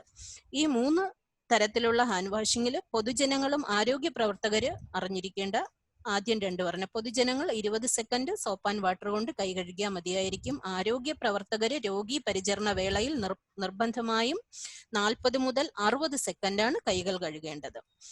ഈ കൈകൾ കഴുകേണ്ട സന്ദർഭങ്ങളിൽ WHO നിർദ്ദേശപ്രകാരം പ്രധാനമായും 5 സന്ദർഭങ്ങളിലാണ് കൈ കഴുകേണ്ടത്. 1, ബിഫോർ ടച്ചിങ് എ പേഷ്യന്റ്, അതായത് ഒരു രോഗിയെ സ്പർശിക്കുന്നതിന് മുമ്പ്. അടുത്ത് ബിഫോർ എ പ്രൊസീജിയർ, അതായത് രോഗി പരിചരണവുമായി ബന്ധപ്പെട്ട പ്രവർത്തനം ചെയ്യുന്നതിന് മുമ്പ്. അടുത്ത് after A procedure and body fluid exposure, രോഗി പരിചരണത്തിന് ശേഷവും രോഗിയുടെ ഏതെങ്കിലും ശരീര സ്രവങ്ങളുമായിട്ടുള്ള കോണ്ടാക്ട് ഉണ്ടായതിനു ശേഷവും നിർബന്ധമായും കൈകൾ കഴുകേണ്ടതാണ്. നാലാമത് ആഫ്റ്റർ ടച്ചിങ് എ പേഷ്യന്റ്, ഒരു രോഗിയെ സ്പർശിച്ചതിനു ശേഷം. അടുത്ത് ആഫ്റ്റർ ടച്ചിങ് പേഷ്യന്റ് സറൗണ്ടിങ്, രോഗിയുടെ ചുറ്റുപാടുകൾ, അതായത് പേഷ്യന്റ് കിടക്കുന്ന ബെഡ് ആകാം, അടുത്ത് ഷീറ്റ് ആകാം, പില്ലോ ആകാം, അതോ അല്ലെങ്കിൽ രോഗിയുടെ പരിചരണത്തിന് അല്ലെങ്കിൽ ഒരു ഇഞ്ചക്ഷൻ കൊടുക്കുന്നതുമായി ബന്ധപ്പെട്ട് നമ്മൾ അതിൻ്റെ അടുത്ത് സെറ്റ് ചെയ്ത ഏതെങ്കിലും കാര്യമാകാം, രോഗിയുടെ സറൗണ്ടിങ്സുമായി ബന്ധപ്പെട്ടതിന് ശേഷവും നിർബന്ധമായും കൈകൾ കഴുകേണ്ടതാണ്. നെക്സ്റ്റ് പേഴ്സണൽ പ്രൊട്ടക്റ്റീവ് എക്യുപ്മെന്റ്, അതായത് വ്യക്തിസുരക്ഷാ ഉപാധികൾ. വ്യക്തിസുരക്ഷാ ഉപാധികൾ കൃത്യമായി ധരിക്കുന്നതിലൂടെ മാത്രമേ നമുക്ക് ഇൻഫെക്ഷൻ പ്രിവെന്റ് ചെയ്യാൻ കഴിയൂ. വ്യക്തിസുരക്ഷാ ഉപാധികൾ എന്ന് പറയുന്നത് ഗൗൺ, അതായത് ആരോഗ്യ പ്രവർത്തകര് അതുമായി ബന്ധപ്പെട്ട് സന്ദർഭങ്ങളിൽ ഉപയോഗിക്കുന്ന പ്രത്യേക വസ്ത്രത്തിനെയാണ് ഗൗൺ എന്ന് പറയുന്നത്. മാസ്ക് ഏകദേശം 3-4 തരങ്ങളിലുണ്ട്. പ്രധാനമായിട്ടും നമ്മൾ ക്ലോത്ത് മാസ്കും സർജിക്കൽ മാസ്കും റെസ്പിറേറ്റേഴ്സും ആണ് പറയുന്നത്, 3ആയിട്ട് തരംതിരിച്ച്. അതിൽ ക്ലോത്ത് മാസ്ക് എല്ലാവരും സാധാരണ ഉപയോഗിക്കാനുള്ളത്. സർജിക്കൽ മാസ്ക് ആരോഗ്യ പ്രവർത്തകരും ഇപ്പോൾ COVID-19 ഭാഗമായിട്ട് പൊതുജനങ്ങളും ഉപയോഗിച്ച് വരുന്നുണ്ട്. സർജിക്കൽ മാസ്ക് തന്നെ 2 വിധത്തിലുണ്ട്, ഡബിൾ ലെയറും ട്രിപ്പിൾ ലെയറും. അടുത്ത് N95 റെസ്പിറേറ്റേഴ്സ്. N95 റെസ്പിറേറ്റേഴ്സ് എന്ന് പറയുന്നത് അതുവഴിയുള്ള പാർട്ടിക്കിൾസിനെ ഫിൽറ്റർ ചെയ്ത് കിട്ടുന്നതിന്റെ അളവാണ് ഈ 95 എന്ന് പറയുന്നത്. N95 മാസ്കുകൾ ധരിച്ചാൽ ഏകദേശം 95% പാർട്ടിക്കിൾസിനെ ഫിൽറ്റർ ചെയ്തുള്ള എയർ ആണ് നമുക്ക് കിട്ടുന്നത്.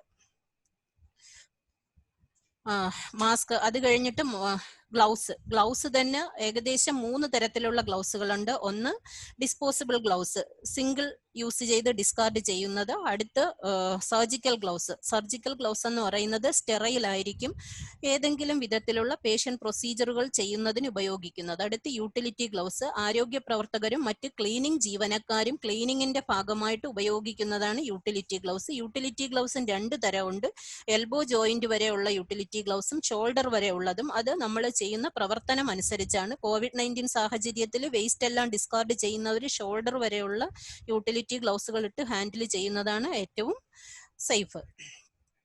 പിന്നെ ബൂട്ട്സ് ഉണ്ട്, ഷൂ കവർ ഉണ്ട്. ഇതൊന്നും കൂടാതെയാണ് നമ്മളിപ്പോൾ ഉപയോഗിക്കുന്ന ഫുൾ ആയിട്ടുള്ള കവറാൾ എന്ന് പറയുന്ന, ശരീരം മുഴുവനും മറഞ്ഞിരിക്കുന്ന PPE എല്ലാവരും കണ്ടിട്ടുണ്ടായിരിക്കും. അത് വേറൊരു തരത്തിലുള്ളതാണ്. ഇത്തരം ഇൻഫെക്ഷ്യസ് ഡിസീസുകൾ വരുമ്പോൾ നമ്മുടെ ഹെഡ് ടു ഫൂട്ട് കവർ ചെയ്തിരിക്കുന്ന വിധത്തിൽ ധരിക്കാൻ പറ്റുന്ന പല വിധത്തിലുള്ള വ്യക്തിസുരക്ഷാ ഉപാധികൾ ചേർന്നുള്ളതാണ് കവറാൾ എന്ന് പറയുന്നത്. ശരീരം മുഴുവനും മറഞ്ഞിരിക്കും. അടുത്ത കമ്പോണന്റ് സ്റ്റാൻഡേർഡ് പ്രിക്കോഷൻ്റെതാണ് safe injection and infusion practices. Safe injection and infusion പ്രാക്ടീസസിൽ കൃത്യമായ ഇഞ്ചക്ഷൻ ആൻഡ് ഇൻഫ്യൂഷൻ പ്രാക്ടീസ് ചെയ്യുക. അതുകൂടാതെ ഏതെങ്കിലും വിധത്തിലുള്ള ഷാർപ്പ് ഇഞ്ചുറീസ് ഉണ്ടായാൽ കൃത്യമായി തന്നെ പോസ്റ്റ് എക്സ്പോഷർ പ്രൊഫൈലാക്സിസിലേക്ക് പോവുക. ഷാർപ്പിന്റെ ഡിസ്പോസൽ കൃത്യമായി നടക്കുക. ബയോമെഡിക്കൽ വേസ്റ്റ് മാനേജ്മെന്റ് റൂള് പാലിക്കുക. റെസ്പിറേറ്ററി ഹൈജീൻ ആൻഡ് കഫ് ഫറ്റിഗ് എല്ലാവരും കേട്ടിട്ടുള്ള കാര്യമാണ്. ഇപ്പോൾ മാസ്ക് ധരിക്കുമ്പോൾ നമുക്ക് അതിനൊരു വലിയ ഇമ്പോർട്ടൻ്റ് ഇല്ല, പക്ഷേ നമ്മൾ അവിടെ ശ്രദ്ധിക്കണം. റെസ്പിറേറ്ററി ഹൈജീൻ എന്ന് പറഞ്ഞാൽ നമ്മൾ ഓരോരുത്തരും ചുമയ്ക്കുകയോ തുമ്മുകയോ ചെയ്യുമ്പോഴേക്കും പാലിക്കേണ്ട ഒരു കൂട്ടം നിയമങ്ങളെയാണ് കഫ് ഹൈജീൻ അല്ലെങ്കിൽ റെസ്പിറേറ്ററി ഹൈജീൻ എന്ന് പറയുന്നത്. ഇപ്പോൾ മാസ്ക് ധരിക്കുന്നത് കൊണ്ട് നമ്മുടെ കൈ കൊണ്ട് വായും മൂക്കും പൊത്തിപ്പിടിക്കേണ്ട ആവശ്യം വരുന്നില്ല, എല്ലാവരും മാസ്ക് ധരിക്കുന്നുണ്ട്. പക്ഷേ നമ്മൾ ഓരോ പ്രാവശ്യം ചുമയ്ക്കുകയോ തുമ്മുകയോ ചെയ്ത് മാസ്ക് നനയുകയാണെങ്കിൽ നിർബന്ധമായും ആ മാസ്ക് ഡിസ്കാർഡ് ചെയ്തിട്ട് പുതിയ മാസ്ക് തന്നെ ധരിക്കുക. കൂട്ടത്തിൽ കൈ കഴുകുന്നതിനുള്ള സംവിധാനവും ഉണ്ടാക്കുക. സ്കൂൾ തലത്തിൽ തന്നെ നമ്മളിത് പാലിക്കേണ്ടതാണ്. എങ്കിൽ മാത്രമേ പുതുതലമുറയ്ക്ക് ഇതിന്റെ ഒരു ഇമ്പോർട്ടൻസ് മനസ്സിലാവുകയുള്ളൂ. നെക്സ്റ്റ് എൻവയോൺമെന്റൽ ക്ലീനിങ് ആൻഡ് ഹൗസ് കീപ്പിംഗ്, അതായത് പരിസര ശുചീകരണത്തിൽ ഡ്രൈനേജ് ക്ലീനിങ് ഉൾപ്പെടെ വളരെ ഇമ്പോർട്ടൻ്റ് ആണ്. അതുകൂടാതെ തന്നെ ക്ലീനിങ്ങിൽ ആരോഗ്യ സ്ഥാപനങ്ങളിലാണെങ്കിൽ ക്ലീനിങ്ങിന് ഷെഡ്യൂൾ ഉണ്ട്. അവിടെയും ഹൈ ടച്ച് ഏരിയ, അതായത് കൂടുതൽ സമയം നമുക്ക് കോണ്ടാക്ട് വരുന്ന ഡോർ നോബുകൾ, റെയില്, ഇത്തരം കാര്യങ്ങളും പേഷ്യന്റ് ബെഡ് മുതലായവ ക്ലീനിങ് ചെയ്യുന്ന ഷെഡ്യൂൾ പോലെയല്ല ലോ ടച്ച് സർഫസ്, അതായത് ചുവര്, മറ്റ് സർഫസുകൾ, ഇതിന് എല്ലാ ആരോഗ്യ സ്ഥാപനങ്ങളിലും പ്രത്യേകം ഷെഡ്യൂളുകളുണ്ട്. Next disinfection and sterilisation. Disinfection and സ്റ്റെറിലൈസേഷനെ കുറിച്ച് നാളെ കൃത്യമായ ഒരു സെഷൻ ഉണ്ട്, അതിൽ നമുക്ക് കൂടുതലായിട്ട് പറയാം. Disposal of hospital waste. Standard പ്രിക്കോഷൻസിന്റെ കമ്പോണന്റുകൾ പൂർണ്ണമായും പാലിച്ചാൽ ഏകദേശം 80%-ഓളവും ഇൻഫെക്ഷൻസ് നമുക്ക് പ്രിവെന്റ് ചെയ്യാൻ പറയും. അതിൽ ഏറ്റവും ഇമ്പോർട്ടന്റ് ആയിട്ടുള്ളതാണ് ഹാൻഡ് ഹൈജീനും വ്യക്തി സുരക്ഷാ ഉപാധികളും. അത് കൃത്യമായി തന്നെ പാലിക്കേണ്ടതാണ്. 4ാമത്തെ പ്രിൻസിപ്പിൾ ആണ് transmission based precaution. Transmission based പ്രിക്വേഷനിൽ 4ആയിട്ടാണ് വരുന്നത്: droplet transmission, airborne transmission, contact and vehicle borne transmission. ഇതിൽ ഡ്രോപ്ലെറ്റ് എന്ന് പറയുന്നത് നമ്മൾ ചുമയ്ക്കുകയോ തുമ്മുകയോ ചെയ്യുമ്പോൾ പുറത്തേക്ക് വരുന്ന സ്രവകണങ്ങളാണ് ഡ്രോപ്ലെറ്റുകളായിട്ട് വന്ന് അതിൽ നിന്നും നമുക്ക് ഇൻഫെക്ഷൻ ഉണ്ടാകാനുള്ള സാധ്യതയുള്ളത്. COVID-19 സാഹചര്യത്തിൽ നമ്മൾ കേട്ടതാണ് ഡ്രോപ്ലെറ്റിൽ നിന്ന് ഇൻഫെക്ഷൻ ഉണ്ടാകാനുള്ള സാധ്യതയുണ്ട്. ആയതിനാലാണ് 1 മീറ്ററിൽ കൂടുതൽ അകലം പാലിക്കാൻ പറയുന്നത്. ഈ ഡ്രോപ്ലെറ്റുകൾ പരമാവധി 1 മീറ്ററാണ് കൂടുതലും പോകാനുള്ള സാധ്യതയുള്ളത്. എയർബോൺ എന്ന് പറഞ്ഞാൽ വളരെ ചെറിയ മൈന്യൂട്ട് പാർട്ടിക്കിൾ മൂലം ഉണ്ടാകുന്ന ഇൻഫെക്ഷൻ ആണ്. അതായത് ഏതെങ്കിലും വിധത്തിലുള്ള രോഗി പരിചരണ പ്രൊസീജിയറുകൾ ചെയ്യുമ്പോൾ ഉണ്ടാകാൻ സാധ്യതയുള്ള വളരെ മൈന്യൂട്ട് ആയിട്ടുള്ള പാർട്ടിക്കിൾ മൂലം ഉണ്ടാകുന്ന ഇൻഫെക്ഷൻ. കോണ്ടാക്ട് എന്ന് പറയുന്നത് രോഗികളുമായിട്ടുള്ള പരസ്പര ബന്ധത്തിലൂടെ ഉണ്ടാകുന്ന ഇൻഫെക്ഷൻ. വെഹിക്കിൾ ബോൺ എന്ന് പറഞ്ഞാൽ രോഗി പരിചരണവുമായി ബന്ധപ്പെട്ട് ഉപയോഗിച്ച ഉപകരണങ്ങളിൽ നിന്നും ഉണ്ടാകുന്ന ഇൻഫെക്ഷൻ. അതിൽ നമ്മൾ സ്പർശിക്കുമ്പോഴോ അതുമായി ബന്ധപ്പെട്ടോ ഉണ്ടാകുന്ന ഇൻഫെക്ഷൻ ആണ്. അതിന്റെ പ്രോപ്പർ ആയിട്ടുള്ള സ്റ്റെറിലൈസേഷൻ പ്രാക്ടീസുകൾ പാലിക്കാതെ വരുമ്പോൾ ഉണ്ടാകുന്ന ഇൻഫെക്ഷൻ ആണ് വെഹിക്കിൾ ബോൺ ഇൻഫെക്ഷൻ. അടുത്ത training of health care providers. എല്ലാ ജീവനക്കാർക്കും കൃത്യമായ ട്രെയിനിങ്ങുകൾ നൽകേണ്ടതാണ്. ട്രെയിനിങ്ങിലൂടെ മാത്രമേ നമുക്ക് ഇൻഫെക്ഷൻ പ്രിവെൻഷൻ ആൻഡ് കൺട്രോൾ പൂർണ്ണമായും നടപ്പിലാക്കാൻ കഴിയൂ. അത് വളരെ ഇമ്പോർട്ടന്റ് ആണ്. ട്രെയിനിങ്ങിൽ ഏറ്റവും ഇമ്പോർട്ടന്റ് ആയിട്ടുള്ളത് ആരോഗ്യ സ്ഥാപനങ്ങളിലാകട്ടെ കമ്മ്യൂണിറ്റിയിലാകട്ടെ അവിടെ നടത്തേണ്ട infection prevention and control activities എന്തൊക്കെയായിരിക്കണമെന്ന് ഓരോ ആരോഗ്യ പ്രവർത്തകരും അറിഞ്ഞിരിക്കേണ്ടതാണ്. കൂടാതെ അറിഞ്ഞിരിക്കേണ്ടത് സ്റ്റാൻഡേർഡ് പ്രിക്കോഷൻസ്, വേസ്റ്റ് മാനേജ്മെന്റ്, ഇത്തരം കാര്യങ്ങളിലെങ്കിലും പ്രോപ്പർ ആയിട്ടുള്ള ട്രെയിനിങ് കൊടുക്കേണ്ടതാണ്. കൂടാതെ കറണ്ട് ആയിട്ട് ഉണ്ടാകുന്ന ഇൻഫെക്ഷ്യസ് ഡിസീസസിന് അല്ലെങ്കിൽ കമ്മ്യൂണിക്കബിൾ ഡിസീസസിനെയും അത് എങ്ങനെ പ്രിവെന്റ് ചെയ്യാം എന്നുള്ളതിനെ കുറിച്ചും ഓരോ ആരോഗ്യ പ്രവർത്തകരും അറിഞ്ഞിരിക്കേണ്ടതാണ്. കൃത്യമായ ഈ ട്രെയിനിങ്ങുകളെല്ലാം നടത്തിയെങ്കിൽ മാത്രമേ ഇൻഫെക്ഷൻ പ്രിവെൻഷൻ ആൻഡ് കൺട്രോൾ സാധ്യമാകൂ. അടുത്ത role and responsibilities of front line health worker in infection control. കാരണം ഫ്രണ്ട് ലൈൻ ഹെൽത്ത് വർക്കേഴ്സിനാണ് കൃത്യമായ ഒരു റോള് വഹിക്കാൻ കഴിയുന്നത്. നമുക്ക് തന്നെ അറിയാം, വളരെ നാള് മുമ്പേ ഫ്രണ്ട് ലൈൻ ഹെൽത്ത് വർക്കേഴ്സ് ആണ് അല്ലെങ്കിൽ ആശാ വർക്കേഴ്സ് അല്ലെങ്കിൽ അതുപോലെയുള്ള മുൻനിരയിൽ നിൽക്കുന്ന ആരോഗ്യ പ്രവർത്തകരാണ് കമ്മ്യൂണിക്കബിൾ ഡിസീസസും അതുമായി ബന്ധപ്പെട്ട പ്രവർത്തനങ്ങൾ പ്രിവെന്റ് ചെയ്യുന്നതിന് നല്ലൊരു റോള് വഹിച്ചിട്ടുള്ളത്. അവർക്ക് തന്നെ വീണ്ടും അതിന് കഴിയും. അതുപോലെ കമ്മ്യൂണിറ്റി ഹെൽത്ത് വർക്കേഴ്സിന്റെ സ്കില്ല്, അവർക്ക് എങ്ങനെയാണ് ഇത് പ്രിവെന്റ് ചെയ്യാനുള്ള സ്കില്ലെന്ന് നമ്മൾ ഓരോരുത്തരും പറഞ്ഞു കൊടുക്കണം. അവരുടെ സ്കില്ല് കൊണ്ടാണ്. നേരത്തെ ബെഡ് സോർ പറഞ്ഞു, ബെഡ് സോർ വരാൻ സാധ്യതയുള്ളത് നമുക്ക് സ്റ്റേജ് 1 തന്നെ ഐഡന്റിഫൈ ചെയ്യാൻ പറ്റും അല്ലെ. സ്കിന്നിന്റെ കളർ വ്യത്യാസം വരുന്ന സമയത്ത് തന്നെ അവിടെയുള്ള ആരോഗ്യ പ്രവർത്തകർ അത് ഐഡന്റിഫൈ ചെയ്താൽ അത് കൂടുതൽ കണ്ടീഷൻ വേഴ്സൺ ചെയ്യാതെ നമുക്കത് പ്രിവെന്റ് ചെയ്യാൻ പറ്റും. അത് കമ്മ്യൂണിറ്റി ഹെൽത്ത് വർക്കറാണ് അവിടെ ഇമ്പോർട്ടന്റ് റോൾ ഉള്ളത്. ഇതുപോലെ ഓരോ കാര്യത്തിലും അവർക്ക് ഇമ്പോർട്ടന്റ് റോൾ ഉണ്ട്. ഇവിടെ ചില കാര്യങ്ങളും കൂടി ഉണ്ട്. ചില പ്രദേശത്തിന്റെ കൾച്ചർ, ചില സ്ഥലത്തെ എൻവയോൺമെന്റ്, അതുപോലെ ചില ഏരിയ, അതെല്ലാം ഇതിന് അനുസരിച്ചിരിക്കും. അതിനനുസരിച്ചാണ് പ്രവർത്തനങ്ങളും നടത്തേണ്ടത്. നമുക്കറിയാം, കോസ്റ്റൽ ഏരിയയിലുള്ള പ്രവർത്തനങ്ങളായിരിക്കില്ല മറ്റൊരു അർബൻ ഏരിയയിൽ, അർബൻ ഏരിയയിൽ ഉള്ളതുപോലത്തെ പ്രവർത്തനങ്ങൾ ആയിരിക്കില്ല റൂറൽ ഏരിയയിൽ.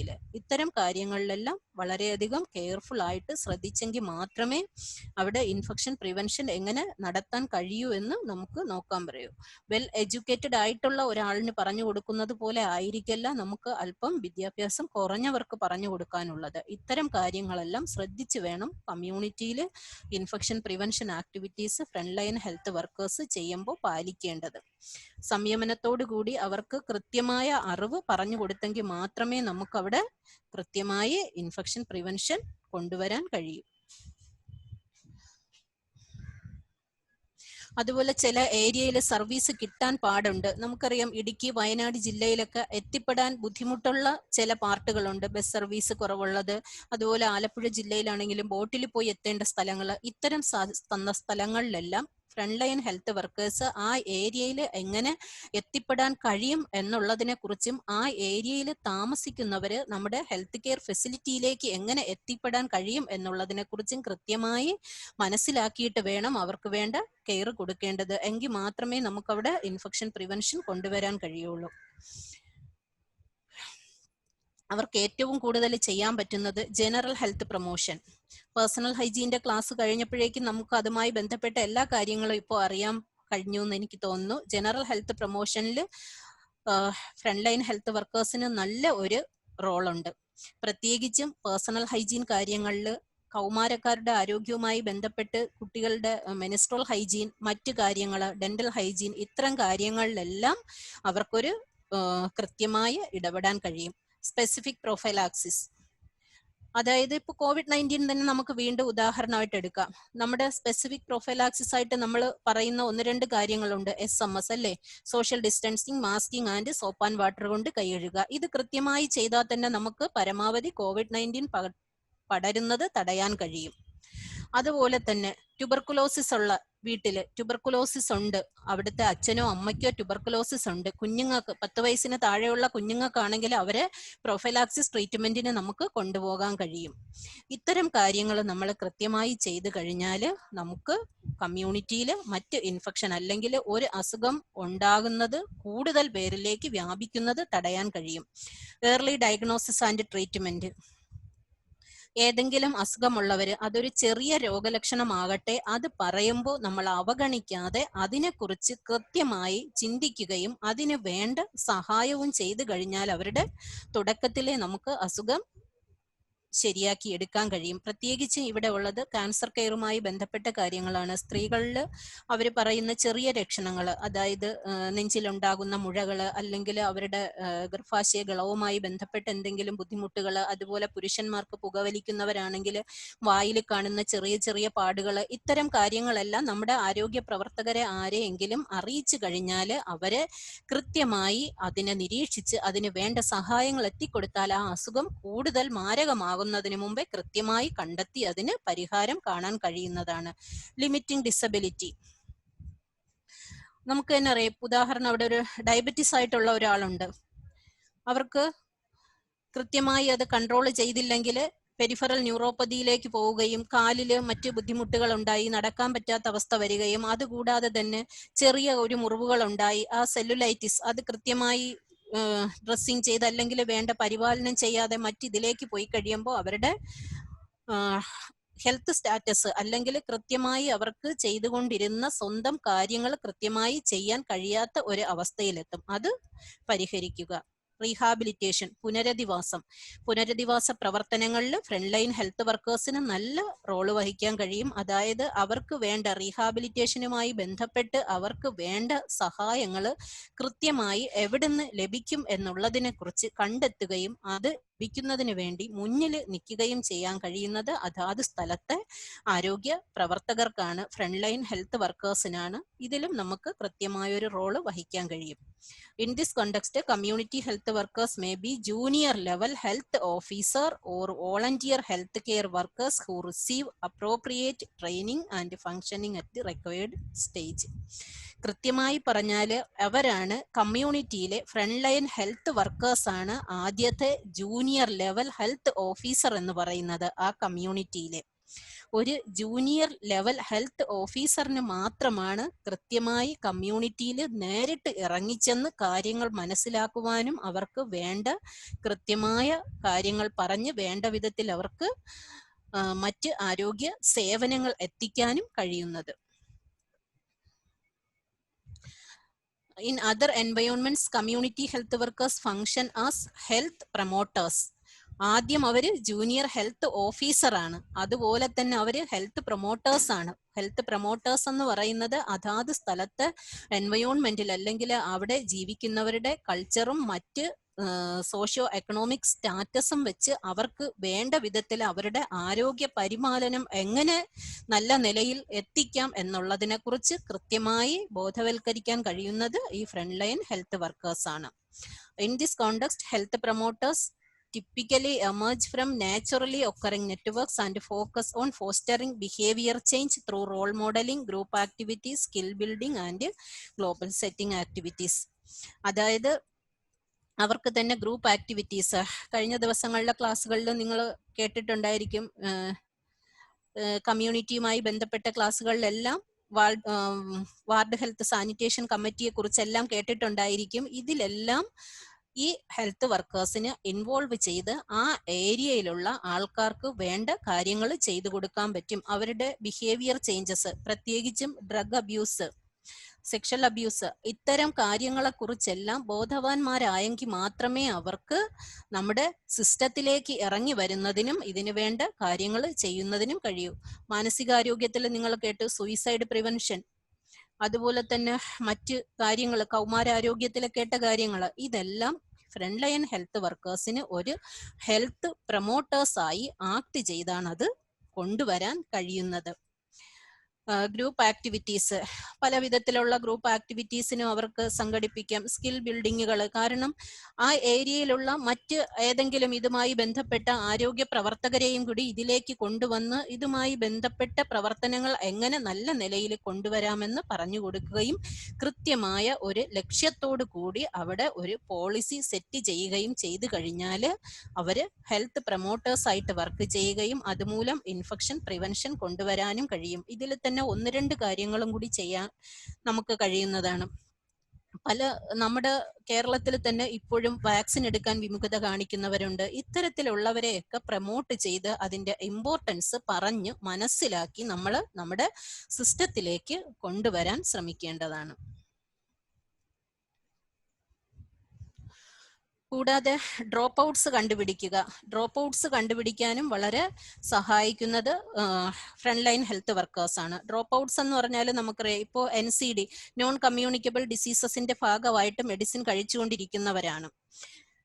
നമ്മുടെ വീട്ടിന്റെ അടുത്ത് ഇത് കഴിച്ചുകൊണ്ടിരിക്കുന്നവരെ നമ്മൾ സഞ്ചരിക്കുന്ന സമയത്തോ നമ്മൾ പുറത്തു പോകുന്ന സന്ദർഭങ്ങളിലോ ഗുളിക കഴിച്ചോ അല്ലെങ്കിൽ ഇത്തരമുള്ള സൗഹൃദ സംഭാഷണങ്ങളിലൂടെ അവര് മെഡിസിൻ കഴിക്കുന്നുണ്ടോ എന്ന് നമുക്ക് തിരിച്ചറിയാൻ കഴിയും. അവരത് കഴിച്ചില്ല എങ്കിൽ കൃത്യമായി തന്നെ നമുക്ക് അവരെ ഇതിലേക്ക് കൊണ്ടുവരാൻ കഴിയും. പ്രത്യേകിച്ചും ട്യൂബർക്കുലോസിസ് പോലെയുള്ള, ട്യൂബർക്കുലോസിന് നമ്മൾ കുറഞ്ഞത് 9 മാസത്തോളം മരുന്ന്, 1 വർഷത്തോളം, അല്ലെങ്കിൽ മൾട്ടി ഡ്രഗ് റെസിസ്റ്റന്റ് ആയിട്ടുള്ളവർക്ക് കൂടുതൽ നാൾ 1-2 വർഷത്തോളം മരുന്ന് കഴിക്കേണ്ടി വരും.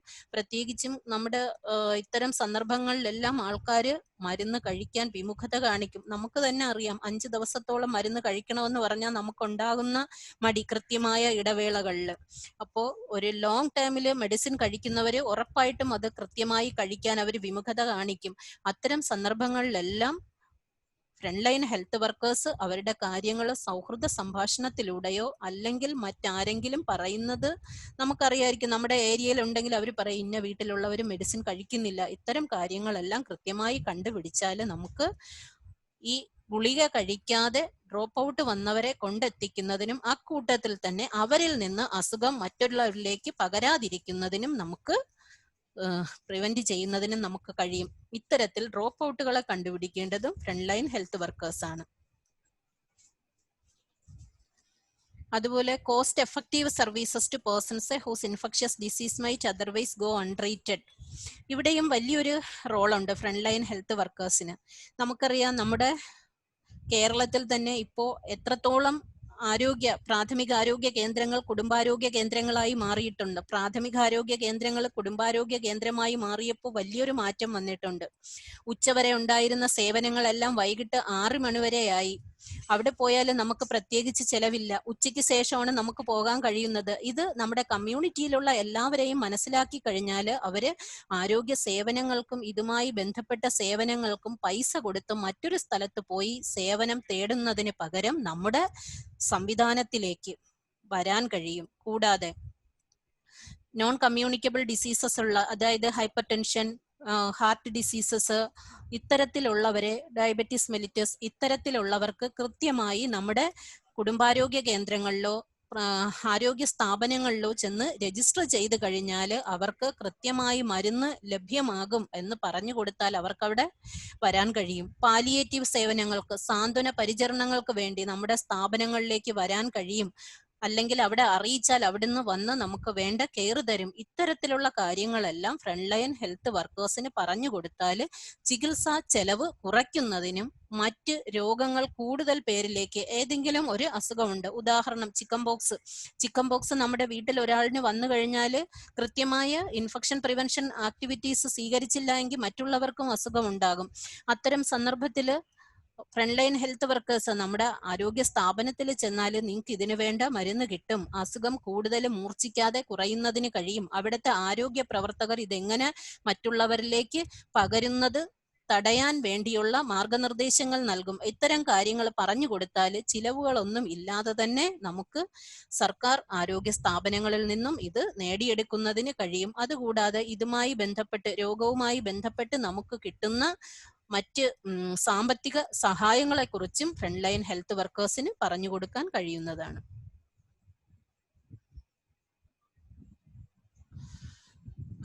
അടുത്തതാണ് നോൺ ഫാർമസ്യൂട്ടിക്കൽ ഇന്റർവെൻഷൻ വഴി രോഗങ്ങൾ തടയുന്നത് പറഞ്ഞു കൊടുക്കുക എന്നുള്ളത്.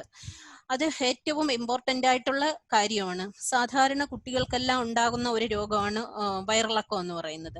വയറിളക്കം വന്നാൽ നമുക്ക് വീട്ടിൽ തന്നെ പാനീയ ചികിത്സ, അതായത് ORS വാങ്ങിച്ച് കൊടുത്ത് അത്യാവശ്യം നോക്കാൻ കഴിയും. വയറിളക്കം ഉണ്ടാകുന്ന ഇടവേളകൾ കൂടുതലായാലോ അല്ലെങ്കിൽ അസുഖം മൂർച്ഛിച്ച് കുഞ്ഞിന് ജലാംശം നഷ്ടപ്പെട്ട് ഡീഹൈഡ്രേഷൻ ഉണ്ടായാൽ മാത്രം ആശുപത്രിയിൽ കൊണ്ടുപോയാൽ മതി. ഇത് ഒരു നോൺ ഫാർമസ്യൂട്ടിക്കൽ ഇന്റർവെൻഷനാണ് ആദ്യം നടത്തിയത്. നേരത്തെ പറഞ്ഞു, പനി വന്നു, നമുക്ക് ചെയ്യാൻ പറ്റുന്ന കാര്യമുണ്ട് തുടക്കത്തില്. ഇത്തരത്തിലുള്ള നോൺ ഫാർമസ്യൂട്ടിക്കൽ ഇന്റർവെൻഷനെ കുറിച്ചും ഫ്രണ്ട് ലൈൻ ഹെൽത്ത് വർക്കേഴ്സിന് പറഞ്ഞു കൊടുക്കാൻ കഴിയും. നോൺ ഫാർമസ്യൂട്ടിക്കൽ ഇന്റർവെൻഷൻ മൂലം ആശുപത്രിയിലുള്ള ഒരു അധിക വിസിറ്റ് അല്ലെങ്കിൽ അനാവശ്യമായ ഒരു ആശുപത്രി സന്ദർശനം ഒഴിവാക്കാൻ കഴിയും. ആശുപത്രി സന്ദർശനത്തിലൂടെ നമുക്കുണ്ടാകാൻ സാധ്യതയുള്ള ഒരു രോഗബാധയും കുറയ്ക്കാൻ കഴിയും. ഇവിടെയും ഫ്രണ്ട് ലൈൻ ഹെൽത്ത് വർക്കേഴ്സിനാണ് നല്ലൊരു റോള് വഹിക്കാൻ കഴിയുന്നത്. കൂടാതെ front line health worker can monitor, identify, prevent and control the occurrence of infectious disease in health care settings and community. അതായത് ഔട്ട് ബ്രേക്ക് മാനേജ്മെന്റ്. നമ്മുടെ ഏരിയയിൽ തന്നെ ഒരു ഉദാഹരണം, വീണ്ടും ചിക്കൻ പോക്സ് പറയാം. ഒരു വീട്ടിൽ ഒരാളിന് ചിക്കൻ പോക്സ് ഉണ്ടായി. അത് നമ്മൾ കൃത്യമായി ഐഡന്റിഫൈ ചെയ്ത് കഴിഞ്ഞാൽ അവരുടെ ആ ചിക്കൻ പോക്സിന്റെ ഇൻക്യുബേഷൻ പീരീഡിൽ നമുക്ക് അവരുമായിട്ടുള്ള സന്ദർശനം ഒഴിവാക്കാം. അതുപോലെ കോവിഡ്-19 ഇൻക്യുബേഷൻ പീരീഡിൽ നമ്മൾ അവരുമായിട്ടുള്ള കോണ്ടാക്ട് ഒഴിവായാൽ നമുക്ക് അസുഖം വരാനുള്ള സാധ്യത കുറവാണ്. ഇത്തരം കാര്യങ്ങളെല്ലാം കൃത്യമായി ചെയ്യാനായിട്ട് അവർക്ക് കഴിയും. അതുപോലെ prevention activities, COVID-19 prevention activities പ്രോപ്പറായിട്ട് ചെയ്തു കഴിഞ്ഞാൽ കോവിഡ്-19 വരൂല. ട്യൂബർക്കുലോസിസ് ഉണ്ട് ഒരു വീട്ടില്, നമുക്ക് അവരെ ഒരിക്കലും ഹോസ്പിറ്റലൈസ് ചെയ്യേണ്ട ആവശ്യമില്ലെങ്കിൽ ചെയ്യേണ്ടി വരുന്നില്ല. പക്ഷെ നമുക്ക് അവിടെ പ്രിവെൻഷൻ ആക്ടിവിറ്റീസ് പ്രോപ്പറായിട്ട് പറഞ്ഞു കൊടുക്കാൻ കഴിയും. പ്രിവെൻഷൻ ആക്ടിവിറ്റീസിന്റെ ഭാഗമായിട്ട് രോഗിയും മാസ്ക് ധരിക്കണം. അവർക്ക് മിക്കവാറും മെഡിസിൻ കൊടുക്കുന്ന ആശുപത്രിയിൽ നിന്ന് തന്നെ ധരിക്കേണ്ട മാസ്ക് ഉൾപ്പെടെ ഒരു കിറ്റ് കൊടുത്തിട്ടുണ്ടായിരിക്കും. അത് പ്രോപ്പറായിട്ട് ധരിക്കുന്നുണ്ടോ, ധരിച്ച മാസ്കുകൾ വലിച്ചെറിയാതെ കൃത്യമായി ഡിസ്കാർഡ് ചെയ്യുന്നുണ്ടോ, ആ വീട്ടിലുള്ള കുഞ്ഞുങ്ങളും മറ്റുള്ളവരും അത് എടുക്കാതിരിക്കുന്നുണ്ടോ, ഇത്തരം കാര്യങ്ങളെല്ലാം നമുക്ക് ശ്രദ്ധിച്ചാൽ ട്യൂബർക്കുലോസിസ് മറ്റുള്ളവരിലേക്ക് പകരുന്നത് തടയാൻ കഴിയുന്നതാണ്. ഇത്തരത്തിലുള്ള ഇൻഫെക്ഷ്യസ് ഡിസീസുകളെല്ലാം പ്രിവെന്റ് ചെയ്യുന്നതിന് നമുക്കവിടെ അവരെ പറഞ്ഞ് മനസ്സിലാക്കാനും അതിൽ നിന്നും കമ്മ്യൂണിറ്റിയിലുള്ള ഇൻഫെക്ഷ്യസ് ഡിസീസസിന്റെ എണ്ണം കുറയ്ക്കുന്നതിനും ഫ്രണ്ട് ലൈൻ ഹെൽത്ത് വർക്കേഴ്സിന് കഴിയുന്നതാണ്. അതുപോലെ അവയർനെസ് പ്രോഗ്രാം പല വിധത്തിലും ചെയ്യാവുന്നതാണ്. Educating and controlling the infectious disease നമ്മുടെ കമ്മ്യൂണിറ്റിയിലുള്ള അവയർനെസ് പ്രോഗ്രാം നമുക്ക് ഗ്രൂപ്പ് മീറ്റിംഗ്സിലൂടെ ചെയ്യാൻ പറ്റുന്നതാണ്. അതുകൂടാതെ തന്നെ അനൗൺസ്മെന്റിലൂടെ ചെയ്യാൻ പറ്റുന്നതാണ്. പോസ്റ്ററുകളും ലഘുലേഖകളും വിതരണം ചെയ്ത് ചെയ്യാവുന്നതാണ്. ഇത്തരത്തിലൂടെ എല്ലാം നമുക്ക്, അതുകൂടാതെ തന്നെ നമ്മുടെ ഏരിയയിലുള്ള സോഷ്യൽ മീഡിയ, ഇപ്പോൾ പല സ്ഥലത്തും പ്രാദേശിക ചാനലുകളുണ്ട്.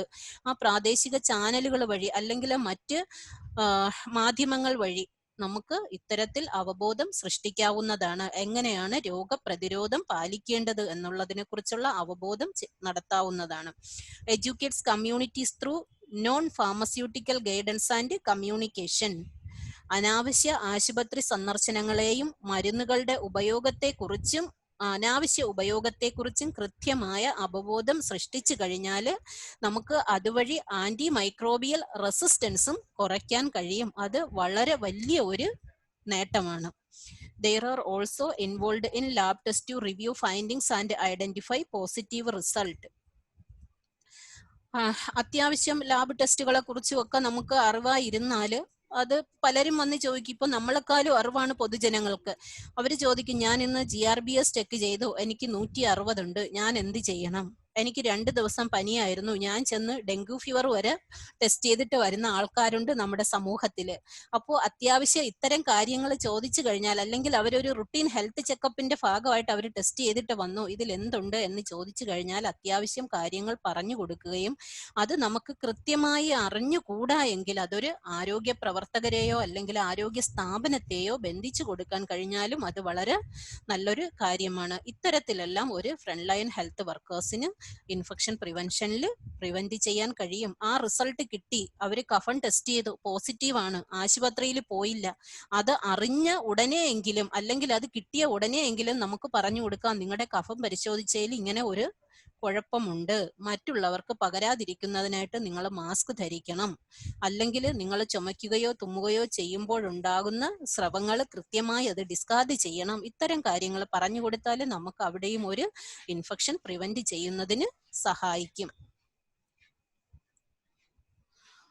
യഥാർത്ഥത്തില് ഫ്രണ്ട് ലൈൻ ഹെൽത്ത് വർക്കർ എന്ന് പറയുന്നതാണ് നമ്മുടെ ആരോഗ്യ പ്രവർത്തന അല്ലെങ്കിൽ ആരോഗ്യ മേഖലയിൽ മുന്നിൽ നിൽക്കുന്ന മുന്നണി പോരാളികൾ.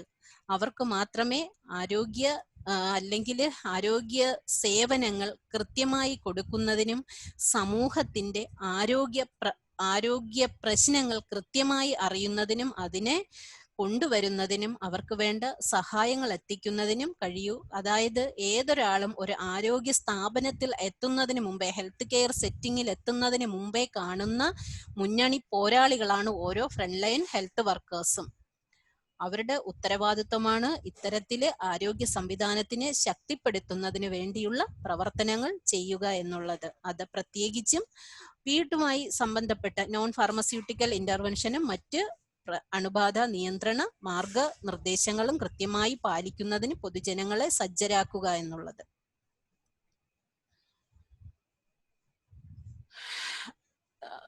പ്രത്യേകിച്ചും അവരുടെ മറ്റ് ആക്ടിവിറ്റീസിനെ കുറിച്ച് പ്രിവെൻഷൻ ആൻഡ് കൺട്രോളുമായി ബന്ധപ്പെട്ട ആക്ടിവിറ്റിയിൽ point of care risk assessment, അതായത് ഇപ്പൊ വീട്ടിൽ തന്നെ ഒരു ട്യൂബർകുലോസിസ് രോഗി അല്ലെങ്കിൽ ഒരു ചിക്കൻ പോക്സ് രോഗി ഉണ്ടായി, ആ വീട്ടിൽ വെച്ച് ആ കെയർ കൊടുക്കുന്ന സ്ഥലത്ത് എന്തൊക്കെ കാര്യങ്ങൾ നമ്മൾ ശ്രദ്ധിക്കണം, ആ പോയിന്റ് ഓഫ് കെയറിൽ എന്തൊക്കെ കാര്യങ്ങൾ നമുക്ക് ചെയ്യാൻ പറ്റും, അവിടെ ഉണ്ടാകുന്ന റിസ്കുകൾ എന്തൊക്കെയാണ്, അതായത് ട്യൂബർകുലോസിസ് ആയിട്ടുള്ള ഒരാള് അവർക്ക് എന്തൊക്കെ റിസ്ക് ഉണ്ടാകാം, അവരിൽ നിന്ന് ചുമയ്ക്കുകയോ തുമ്മുകയോ ചെയ്യുമ്പോൾ പുറത്തേക്ക് വരുന്ന സ്രവകണങ്ങളിൽ നിന്ന് രോഗം പകരാനുള്ള സാധ്യതയുണ്ട്, അവരുപയോഗിച്ച മാസ്കോ അല്ലെങ്കിൽ മാസ്കിന് പകരം അവരുപയോഗിച്ച ടവലോ അലക്ഷ്യമായി വലിച്ചെറിയുന്നത് മൂലവും അസുഖം വരാനുള്ള സാധ്യതയുണ്ട്.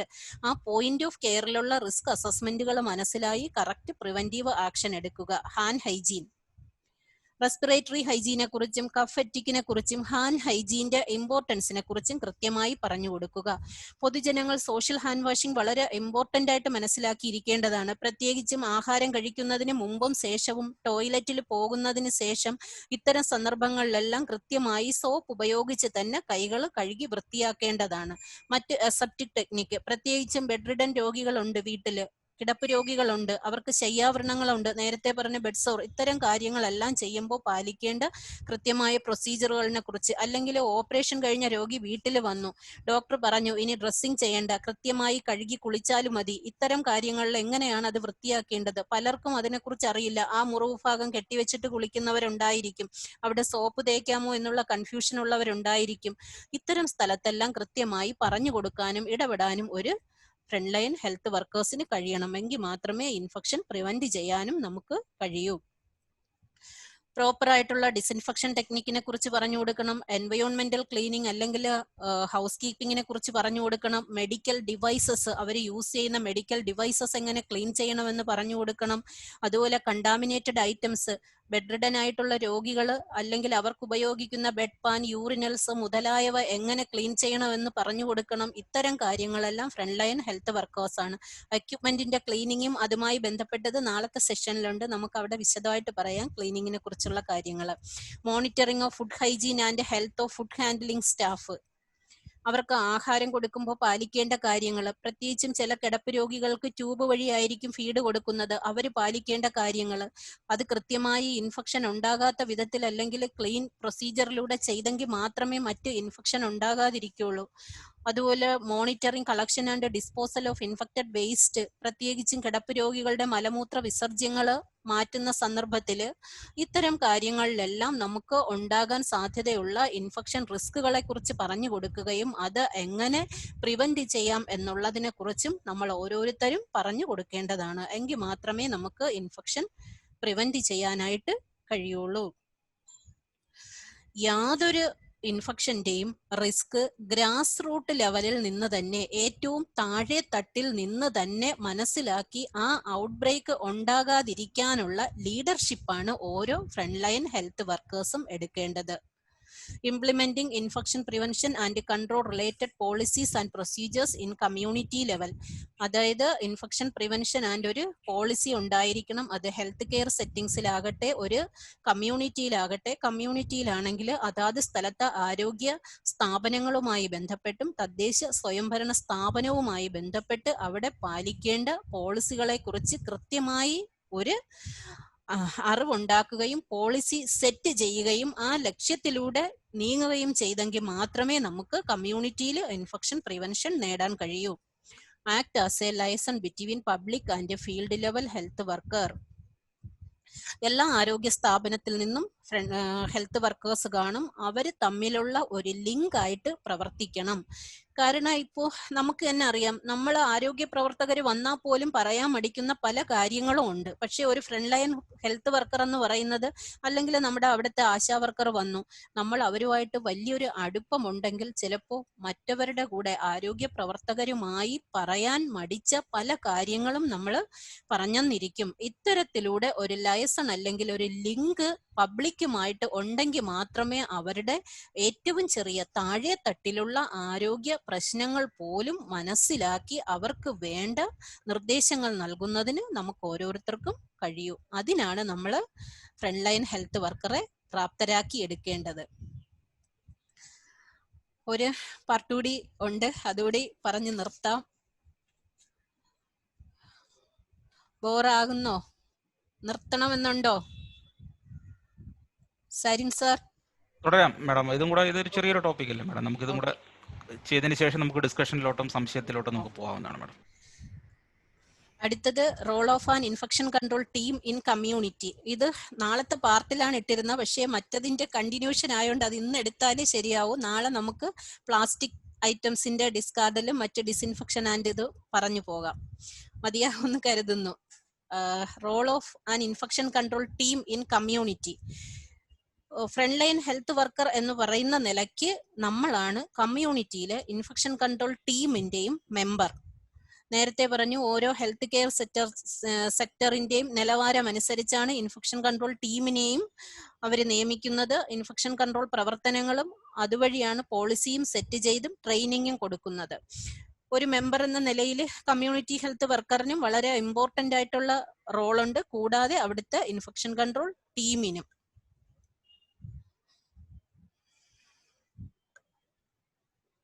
ആദ്യം നമുക്ക് വേണ്ടത് സേഫ്റ്റിയെ കുറിച്ച്. സേഫ്റ്റി ഓരോ ക്ലയന്റിന്റെയും അവിടുത്തെ റെസിഡന്റിന്റെയും സ്റ്റാഫിന്റെയും സേഫ്റ്റി വളരെ ഇമ്പോർട്ടന്റ് ആയിട്ടുള്ളതാണ്. അവിടുത്തെ ഇൻഫെക്ഷൻ കൺട്രോൾ ടീമിന്റെ ഉത്തരവാദിത്വമാണ് ആ ഏരിയയിൽ അല്ലെങ്കിൽ ആ കമ്മ്യൂണിറ്റിയിൽ പ്രവർത്തിക്കുന്ന ഓരോ ഹെൽത്ത് കെയർ വർക്കറിന്റെയും സേഫ്റ്റി എന്ന് പറയുന്നത്. സേഫ്റ്റിയുടെ ഭാഗമായിട്ട് ഇന്നലെ തന്നെ സംശയം ഒരു മാഡം ചോദിച്ചിട്ടുണ്ടായിരുന്നു. അവരുടെ വീട്ടിൽ തന്നെ ഹെപ്പറ്റൈറ്റിസ് ബി പോസിറ്റീവ് ആയിട്ടുള്ള ഒരാളുണ്ടായിരുന്നപ്പോൾ വാക്സിൻ എടുക്കാഞ്ഞതിനാൽ കെയർ കൊടുക്കാൻ വിസമ്മതിച്ചു എന്ന്. ഒരു സർവീസും ഒരു കാരണവശാലും നമുക്ക് ഡിനൈ ചെയ്യാൻ കഴിയില്ല. കാരണം എന്റെ സേഫ്റ്റി ഞാൻ നോക്കണം, എന്റെ ഉത്തരവാദിത്വമാണ് രോഗിയെ കെയർ കൊടുക്കുക എന്നുള്ളത്. അതൊരിക്കലും നിരസിക്കാൻ എനിക്ക് മാർഗമില്ല, ഞാൻ ചെയ്തേ പറ്റുള്ളൂ ആ കെയർ. എന്റെ സേഫ്റ്റിയുടെ ഭാഗമായിട്ട് എനിക്ക് ഹെപ്പറ്റൈറ്റിസ് ബി വാക്സിൻ എടുക്കാം. എല്ലാ ഹെൽത്ത് കെയർ വർക്കേഴ്സിനും അവർക്ക് ഷെഡ്യൂൾ ചെയ്തേക്കുന്ന വാക്സിൻ എടുക്കാം. അതുകൂടാതെ തന്നെ ഇൻഫെക്ഷൻ പ്രിവെൻഷൻ ആക്ടിവിറ്റീസ് എടുക്കാം. ഇപ്പോൾ ഒരു ഹെപ്പറ്റൈറ്റിസ് ബി അല്ലെങ്കിൽ ഒരു HIV രോഗിയെ പരിചരിക്കണമെങ്കിൽ എനിക്കത് കൊടുക്കാൻ പറ്റില്ല എന്നല്ല, ആ രോഗിയെ പരിചരിക്കുമ്പോൾ ഞാൻ പാലിക്കേണ്ട കൃത്യമായ സുരക്ഷാ ഉപാധികളുണ്ട്. ആ ഉപാധികളോട് കൂടി എനിക്കൊരു രോഗിയെ പരിചരിക്കാം, എങ്കിൽ എനിക്കൊരിക്കലും ഇൻഫെക്ഷൻ കിട്ടില്ല. അതാണ് എൻ്റെ ഉത്തരവാദിത്വം. ഇപ്പോൾ ഒരു ഹെപ്പറ്റൈറ്റിസ് ബി രോഗിയെ പരിചരിക്കുന്നെങ്കിൽ അത് ബ്ലഡ് ബോൺ ആണ്, ബ്ലഡ് വഴി പകരാൻ സാധ്യതയുണ്ട്. വ്യക്തി സുരക്ഷാ ഉപാധികളായിട്ടുള്ള ഗൗണും ഗ്ലൗസും കൃത്യമായി ഞാൻ ധരിക്കുക. ഒരു ട്യൂബർകുലോസിസ് രോഗിയെ പരിചരിക്കണം, അവിടെ എയർബോൺ ഇൻഫെക്ഷൻ റിസ്ക് ഉണ്ട്. എയർബോൺ ഇൻഫെക്ഷൻ റിസ്കിൽ ഞാൻ ധരിക്കേണ്ടത് N95 മാസ്ക് ആണ്. N95 മാസ്ക് ഞാൻ കൃത്യമായി ധരിക്കുക. ആ ട്യൂബർകുലോസിസ് രോഗിയെ കൊണ്ട് 3 ലെയർ മാസ്ക് ധരിപ്പിക്കുക. അപ്പോൾ എനിക്ക് ഇൻഫെക്ഷൻ കിട്ടില്ല. ഇത്തരത്തിൽ ഇൻഫെക്ഷൻ പ്രിവെൻഷൻ വേണ്ടിയുള്ള കൃത്യമായ ഉപാധികളോട് കൂടി നമുക്ക് രോഗിയെ പരിചരിക്കാം. ഒരിക്കലും ഡിനൈ ചെയ്യാൻ പാടില്ല യാതൊരു വിധത്തിലുള്ള സേവനവും. നമ്മൾ ഓരോരുത്തരെയും ഇപ്പോഴേ പറഞ്ഞു മനസ്സിലാക്കേണ്ടത് അതാണ്. നമ്മുടെ ലക്ഷ്യം പേഷ്യന്റ് കെയർ ആണ്. അവിടെ കെയറുമായി ബന്ധപ്പെട്ടത് നിരസിക്കാൻ പാടില്ല. Planning and developing infection prevention and control activities. നമ്മുടെ കമ്മ്യൂണിറ്റിയിൽ ഏതൊക്കെ വിധത്തിലുള്ള infection prevention and control activities ആണ് പാലിക്കേണ്ടതെന്ന് നമ്മൾ കൃത്യമായി അറിഞ്ഞിരിക്കേണ്ടതാണ്. അതിനാണ് നമ്മൾ ഗോൾ സെറ്റ് ചെയ്യേണ്ടതും അതുവഴി പോളിസി സെറ്റ് ചെയ്യേണ്ടതും. നേരത്തെ പറഞ്ഞു, ഓരോ സ്ഥലത്തെയും കൾച്ചർ വ്യത്യാസമാണ്, അവിടുത്തെ എൻവയോൺമെന്റ് വ്യത്യാസമാണ്. പ്രത്യേകിച്ചും ചില ഏരിയയിൽ, കോസ്റ്റൽ ഏരിയയിൽ അവരുടെ സംവിധാനങ്ങളും ജീവിത രീതിയും വേറൊരു രീതിയാണ്. ആ ഏരിയയിൽ വർക്ക് ചെയ്യുന്ന front line community health worker അവിടെ സ്യൂട്ടബിൾ ആയിട്ടുള്ള പ്രവർത്തനമാണ് സ്വീകരിക്കേണ്ടത്. അവിടുത്തെ സാനിറ്റേഷൻ ആയിരിക്കും ഒരു പ്രോബ്ലം, അല്ലെങ്കിൽ അവിടുത്തെ വാട്ടർ ആയിരിക്കും ഒരു പ്രോബ്ലം. അപ്പോൾ ഏതിനാണോ മുൻഗണന അത് കൊടുത്ത് വേണം ചെയ്യേണ്ടത്. അവിടുത്തെ മാലിന്യമായിരിക്കും ഒരു പ്രശ്നം. മാലിന്യത്തിലൂടെയും പല അസുഖങ്ങൾ പകരാം, പ്രത്യേകിച്ചും വെള്ളത്തിലൂടെയും ഒക്കെ പകരുന്ന വയറിളക്ക രോഗങ്ങൾ. ഇത്തരം സ്ഥലത്ത് നമ്മൾ ഗോൾ സെറ്റ് ചെയ്യുമ്പോൾ അല്ലെങ്കിൽ പോളിസി ഉണ്ടാക്കുമ്പോൾ ആ ഏരിയയ്ക്ക് ആവശ്യമായ വിധത്തിലുള്ള ഇൻഫെക്ഷൻ പ്രിവെൻഷൻ ആൻഡ് കൺട്രോൾ ആക്ടിവിറ്റിയാണ് നമ്മൾ അവിടെ സെറ്റ് ചെയ്യേണ്ടത്. Evaluating the impact of infection prevention and control activities. നമ്മൾ ചെയ്ത അല്ലെങ്കിൽ നമ്മൾ അവിടെ സെറ്റ് ചെയ്ത infection prevention and control activities എത്രത്തോളം ഫലപ്രാപ്തി ഉണ്ടായി എന്നുള്ളതിനെ കുറിച്ച് കൃത്യമായി നമ്മൾ അത് മോണിറ്റർ ചെയ്തിരിക്കണം, അതിന്റെ ഇവാലുവേഷൻ ചെയ്തിരിക്കണം. ഇവിടെയാണ് റൂട്ട് കാസ് അനലൈസിസ് നടത്തി നമ്മൾ ചെയ്ത പ്രവർത്തനങ്ങൾ ശരിയായില്ല, അവിടെ മാലിന്യമായിരുന്നു പ്രശ്നം, മാലിന്യ പ്രശ്നം പരിഹരിച്ചു, വീണ്ടും മുമ്പുണ്ടായിരുന്ന അതേ പ്രോബ്ലം നിലനിൽക്കുന്നു. അപ്പോൾ നമ്മൾ അവിടെ ചെയ്ത ഇൻഫെക്ഷൻ പ്രിവെൻഷൻ മാലിന്യത്തിൽ മാത്രം പോരാ, മറ്റേതോ ഒരു റീസൺ കൂടി ഉണ്ട്. അത് കൃത്യമായി സർവൈലൻസ് നടത്തി കണ്ടുപിടിച്ചെങ്കിൽ മാത്രമേ ആ ഏരിയയിലുള്ള യഥാർത്ഥ പ്രശ്നം മനസ്സിലാക്കുന്നതിനും അവിടെ ഇൻഫെക്ഷൻ പ്രിവെൻഷൻ കൊണ്ടുവരുന്നതിനും കഴിയൂ. കൃത്യമായ ഇവാലുവേഷൻ വളരെ ഇമ്പോർട്ടന്റ് ആണ്. അടുത്തത് കമ്മ്യൂണിറ്റി ഇന്റർവെൻഷൻസ് ആണ്. കമ്മ്യൂണിറ്റി ഇന്റർവെൻഷൻസിൽ prevent and slow the spread of communicable diseases and other infectious diseases in community through non-pharmaceutical interventions. ഇത് നമുക്ക് എല്ലാവർക്കും അറിയാം, ഞാൻ വീണ്ടും വീണ്ടും പറയേണ്ട ഉദാഹരണം കോവിഡ് തന്നെ. COVID-19 നമ്മൾ നോൺ ഫാർമസ്യൂട്ടിക്കൽ ഇന്റർവെൻഷനായ SMS ആണ് പാലിച്ചത് അല്ലേ. നമുക്ക് ഒരുപാട് കേസ് കുറയ്ക്കാൻ കഴിഞ്ഞു. അത് വളരെ ഇമ്പോർട്ടന്റ് ആണ്. ഇതുപോലെ ഏത് കമ്മ്യൂണിക്കബിൾ ഡിസീസസിനും നോൺ ഫാർമസ്യൂട്ടിക്കൽ ഇന്റർവെൻഷൻ ഉണ്ട്. ഇപ്പൊ ഡെങ്കു ഫീവർ ഉള്ള ഒരാള് ഡെങ്കു പോസിറ്റീവ് ആണ്, അവർക്ക് വീട്ടിലുള്ള ചികിത്സ മതിയെന്ന് പറഞ്ഞ് ഡോക്ടർ പറഞ്ഞു വിട്ടു. അപ്പോൾ അവർക്ക് നമുക്ക് എന്ത് ചെയ്യാൻ പറ്റും? നോൺ ഫാർമസ്യൂട്ടിക്കൽ ആയിട്ട് മറ്റൊരാളിന് അസുഖം വരാതിരിക്കാനായിട്ട് ഡെങ്കു ഫീവർ ഉള്ള ആളിന് പകൽ സമയം മുഴുവനും നെറ്റ് കൊടുക്കുക. കാരണം ഡെങ്കു ഫീവറിന്റെ കൊതുക് കൂടുതലും കടിക്കുന്നത് പകൽ സമയങ്ങളിലാണല്ലേ. ഡെങ്കു ഫീവർ ഉള്ള ആള് നെറ്റിനകത്താണ് കിടത്തു കഴിഞ്ഞാല് നമുക്ക് ഒരിക്കലും ഡെങ്കു ഫീവർ മറ്റൊരാളിന് കിട്ടാനുള്ള സാധ്യത കുറയും. ഇത്തരത്തിലുള്ള നോൺ ഫാർമസ്യൂട്ടിക്കൽ ഇന്റർവെൻഷൻസ്.